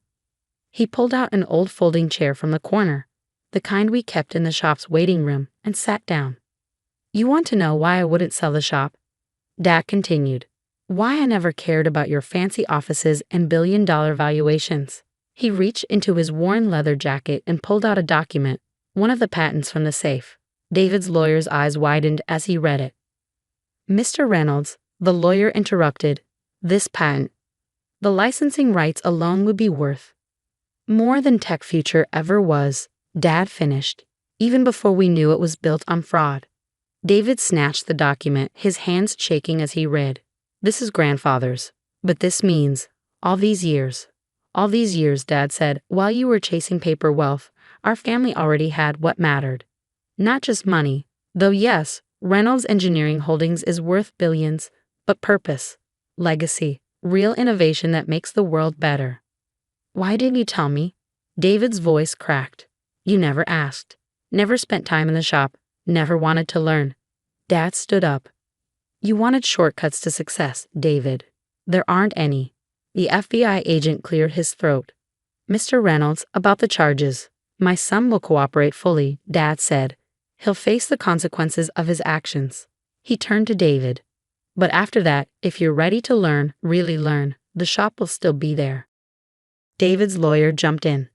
Actually, about the shop. Given these patents, perhaps we could negotiate a deal with the prosecutors. The shop, Dad cut him off, isn't for sale. Never was. Never will be. He headed for the door, then paused. Oh, and David. That Mustang you used to love driving in high school? I just finished restoring it. When you're ready to understand what real value is, come by the shop. We'll talk.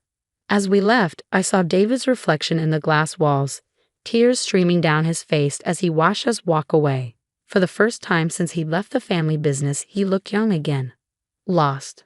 Outside, the reporters were still shouting questions, but now they had new ones. Mr. Reynolds.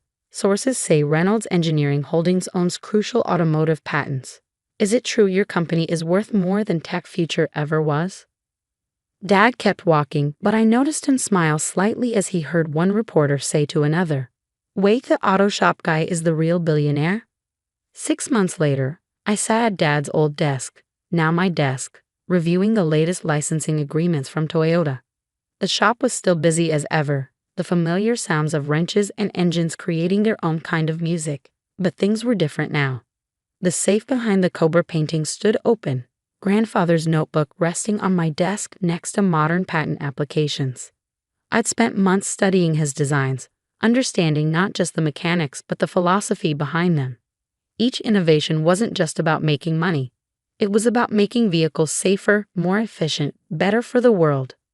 David's trial had ended with a plea deal, 5 years in a minimum security prison and full restitution to his investors. But that wasn't the end of his story. Mike, Lisa, our front desk manager, poked her head in. He's here again. I looked through my office window to see David standing in the shop's waiting room. No designer suit today, just jeans and a worn t-shirt. He'd been coming by every Saturday for the past month, ever since the judge approved his pre-imprisonment work release program.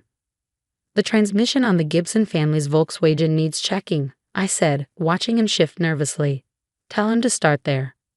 David had started at the very bottom, cleaning floors, organizing tools, learning the basics.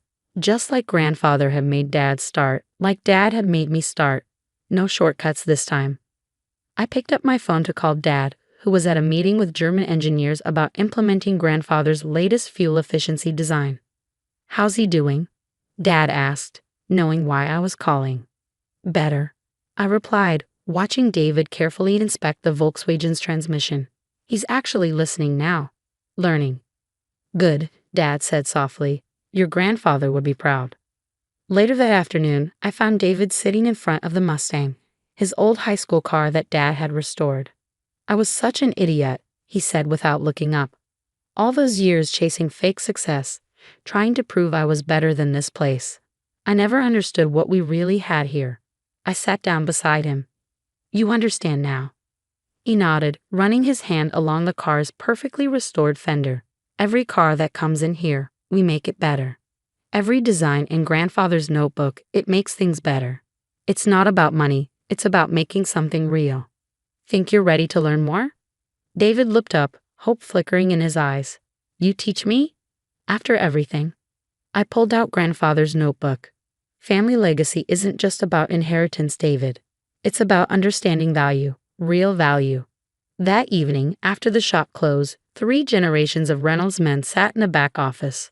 Dad had come back early from his meeting, bringing with him the signed contracts for our new electric vehicle charging system. grandfather's last design, which had finally figured out how to implement. David sat quietly as Dad explained how grandfather had built everything, how each patent was designed to make vehicles safer, more efficient, more accessible, how the billions in licensing fees were just a side effect of doing good work. I made engines talk, David said suddenly, making us both look at him. Before Tech Future became about stock prices and impressing investors, I actually created something real, software that could diagnose engine problems just by listening to them. But I abandoned it because it wasn't flashy enough. Dad smiled. Grandfather would have loved that idea. It's not too late, I added. The shop could use a good diagnostic system. For the first time in years, I saw my brother's eyes light up with real purpose, not the artificial excitement of stock prices and valuations, but the genuine passion of creating something worthwhile. Today, Reynolds Auto looks much the same from the outside, a family-owned shop dedicated to fixing cars and solving problems.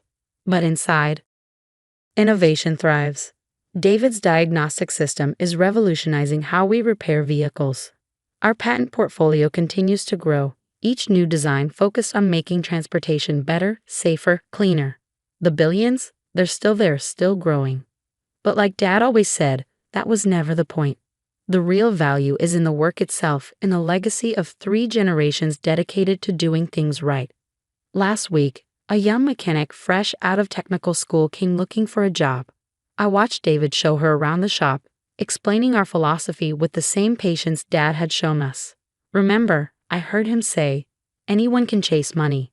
We chase excellence. Dad stood beside me smiling. Think she's ready to learn about the safe behind the Cobra? I watched her eyes light up as David explained how to properly diagnose an engine problem. Not yet, but she will be. Because that's what real legacy is about, not just preserving wealth, but passing on the understanding of true value. One lesson, one innovation, one person at a time. The day of my father's funeral dawned cold and gray, fitting weather for what would become the most pivotal moment of my life.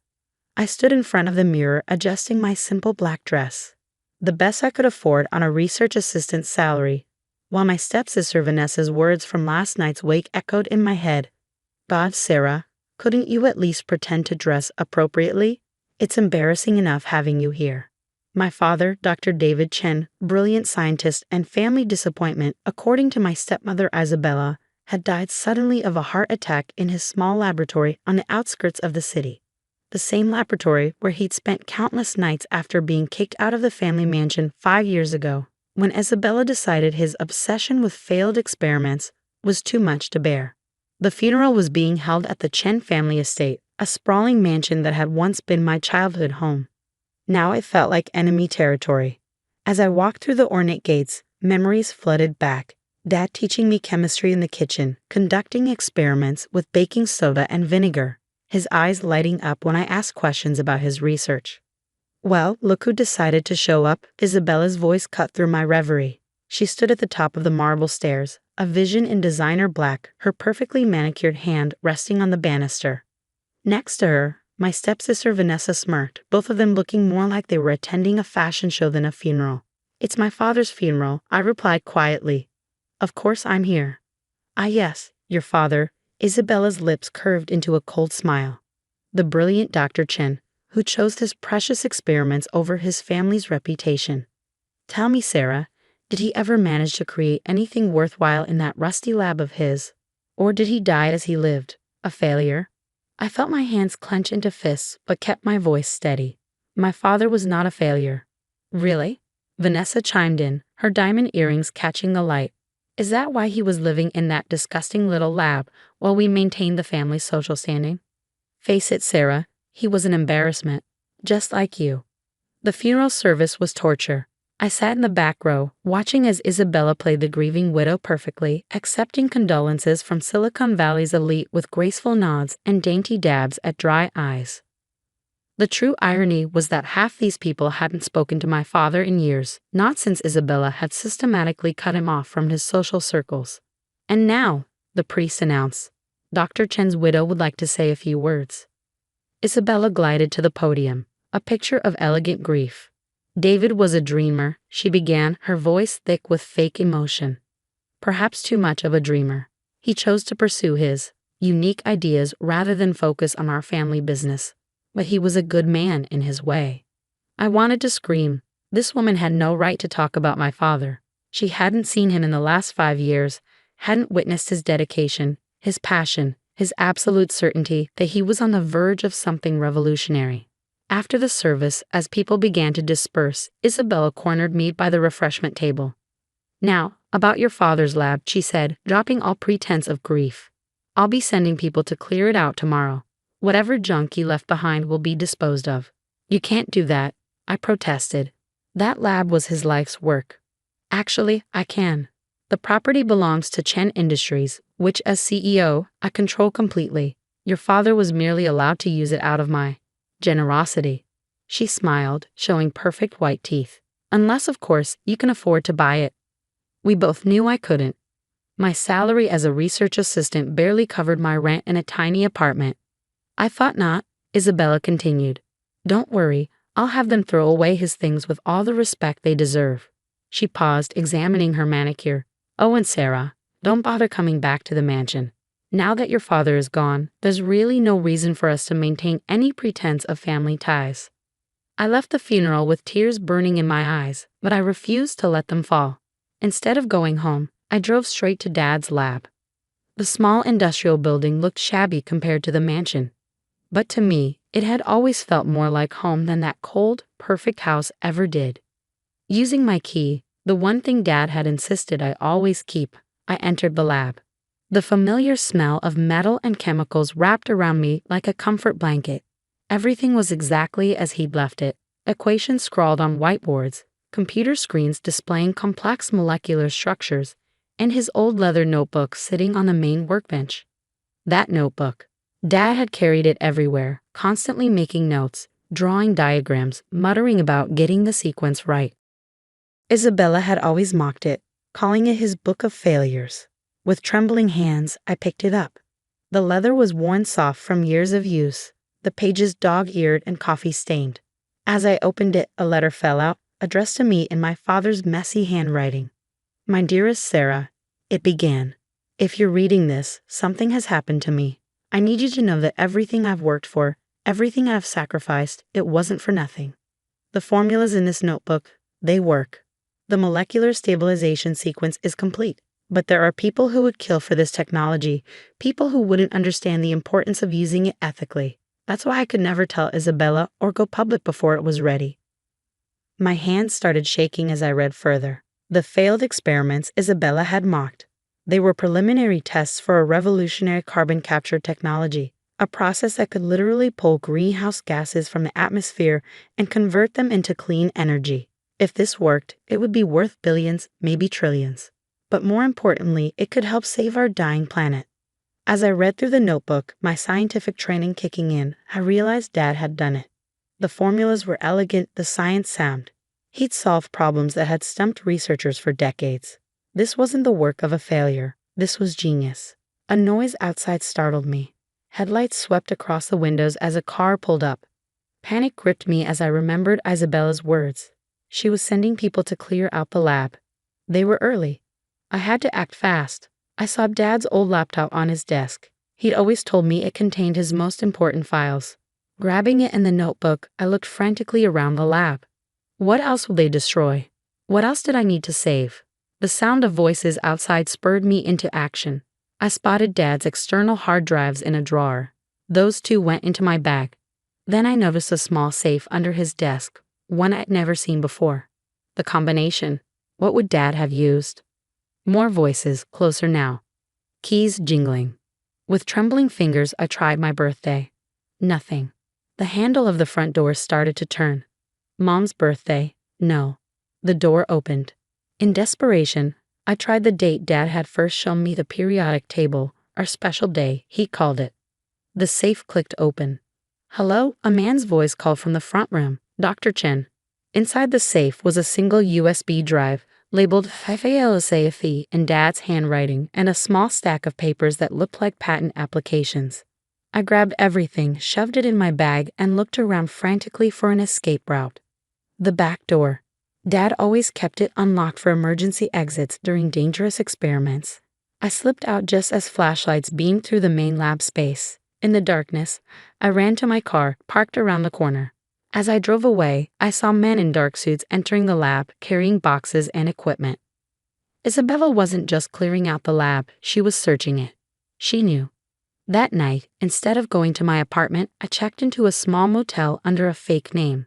I couldn't risk Isabella's people finding me, not until I understood exactly what I had. Setting up Dad's laptop, I began to dig through his files.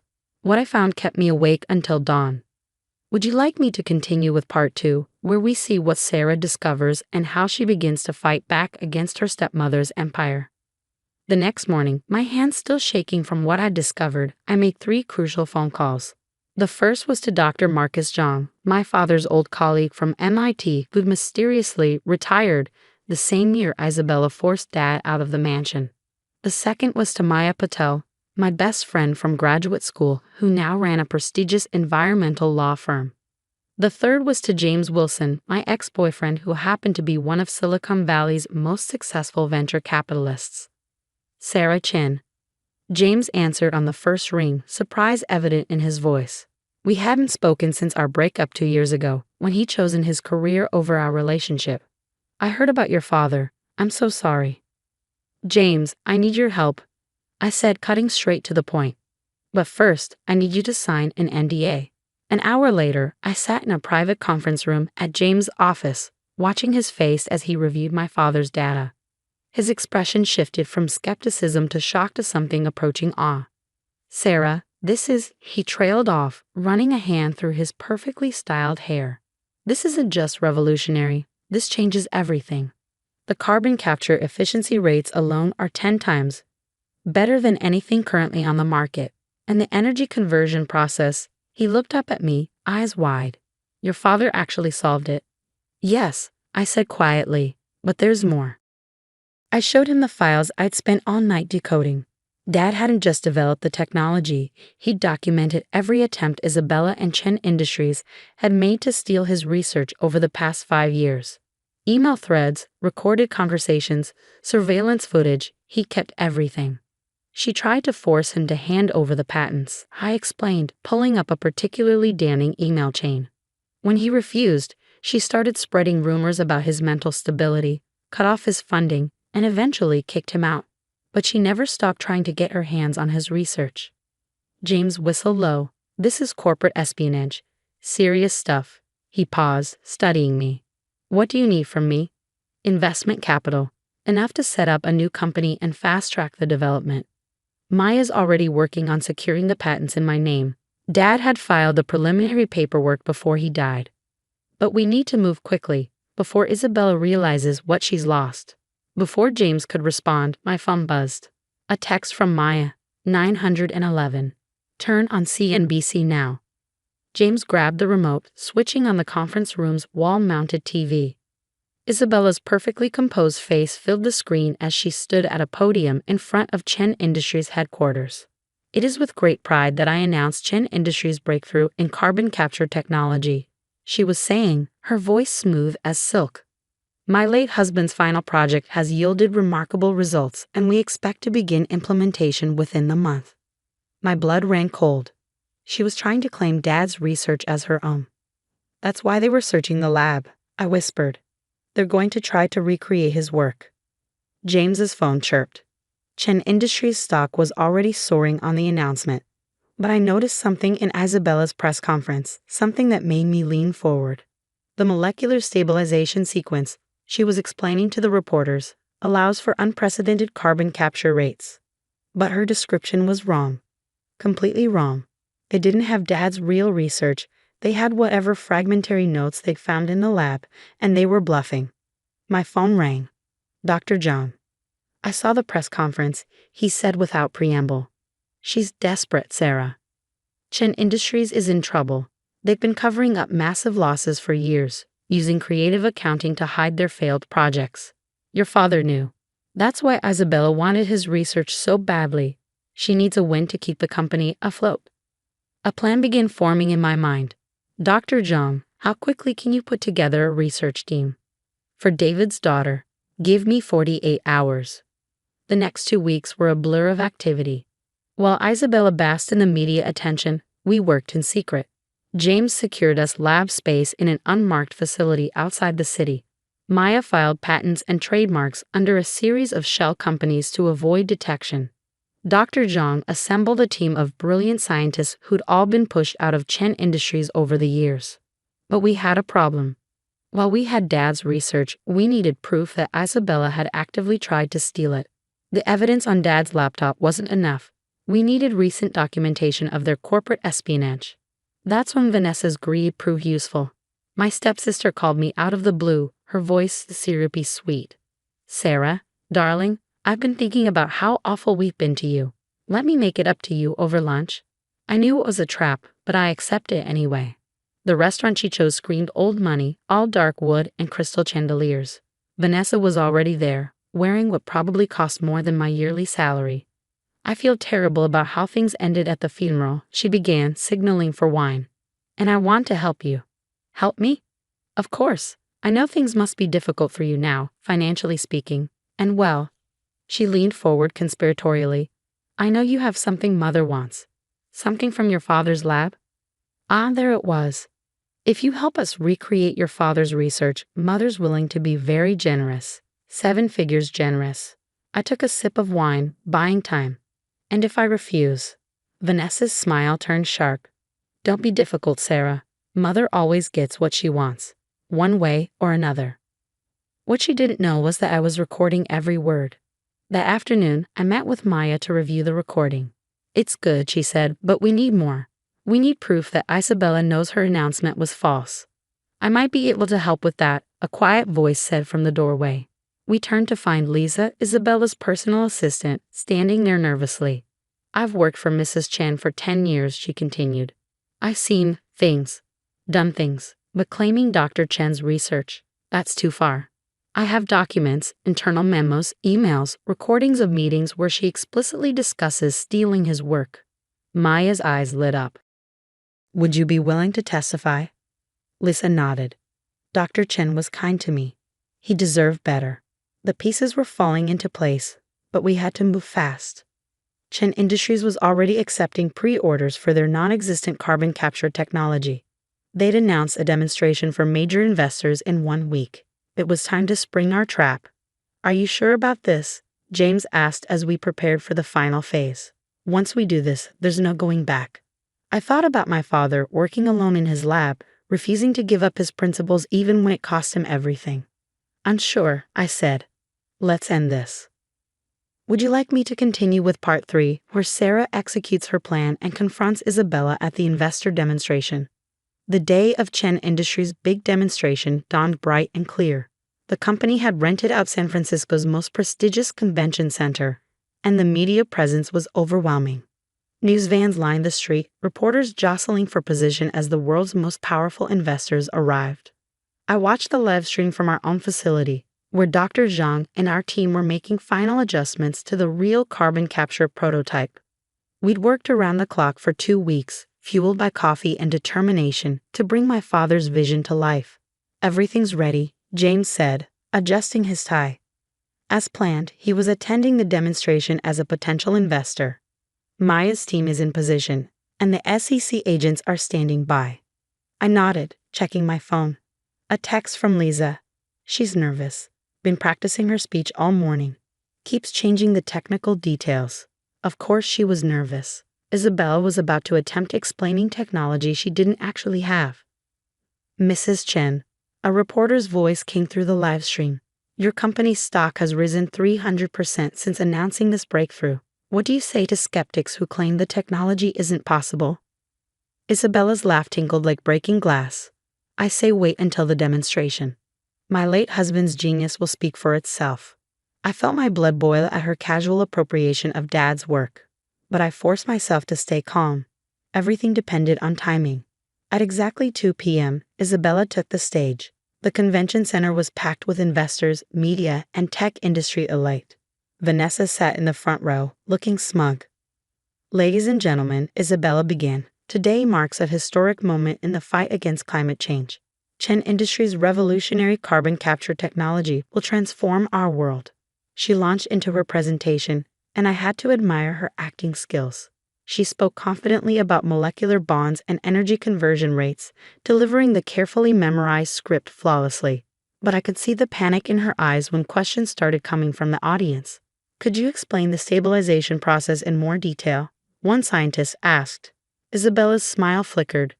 Of course, the process involves specialized molecular sequencing. But how do you prevent degradation during the conversion phase? Another expert pressed. Our proprietary technology, Isabella started, but she was floundering. That's when James stood up. Perhaps a demonstration would be more convincing. Isabella's relief was palpable. Yes, absolutely. If you'll direct your attention to the main chamber. The massive machine behind her hummed to life. It was impressive looking, I had to give them that, all gleaming metal and pulsing lights. But I knew it was just for show. As you can see, Isabella continued, the carbon dioxide is being extracted from the air and converted to. The machine made a horrible grinding sound, then sparked dramatically. Emergency alarms began blaring. Minor technical difficulty, Isabella assured the murmuring crowd. Our engineers will. Or maybe, I said loudly, standing up from my place at the back of the hall. The machine doesn't work because you stole incomplete research and tried to recreate technology you don't understand. The room fell silent. Isabella's face went pale as I walked toward the stage.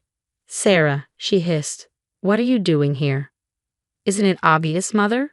I continued, my voice carrying in the quiet room. I'm here to demonstrate my father's actual technology. Security. Vanessa shouted, but before anyone could move, the convention center's doors opened. Maya strode in, followed by a team of FBI agents and SEC officials.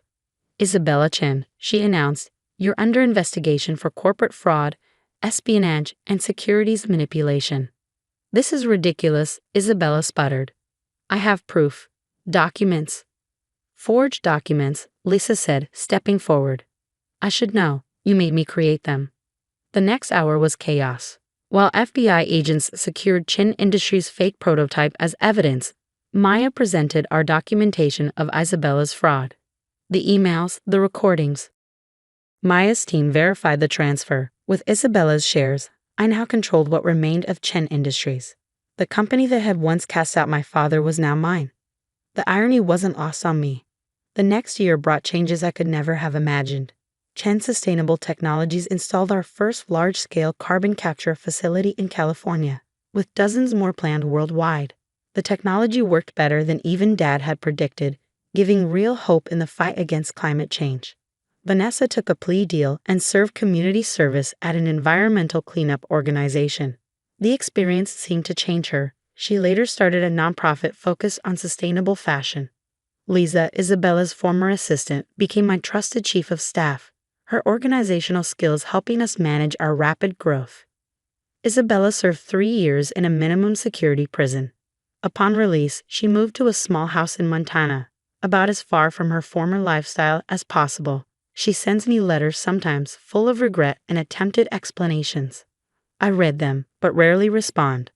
On the first anniversary of Dad's death, I visited his grave early in the morning. The simple headstone stood in stark contrast to the ornate Chen family plot nearby.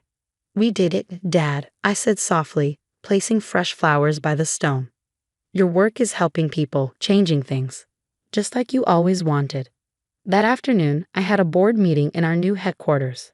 The company had grown to over 1,000 employees, and our market value had reached $50 billion. But before heading into the meeting, I stopped by my office and opened Dad's old notebook, now carefully preserved in a glass case. Inside on the last page were words he'd written years ago. Success isn't measured in dollars or acclaim, but in the positive change we create. Remember that, Sarah. I did remember. Every day, as I stood looking out over the city, I thought about legacy.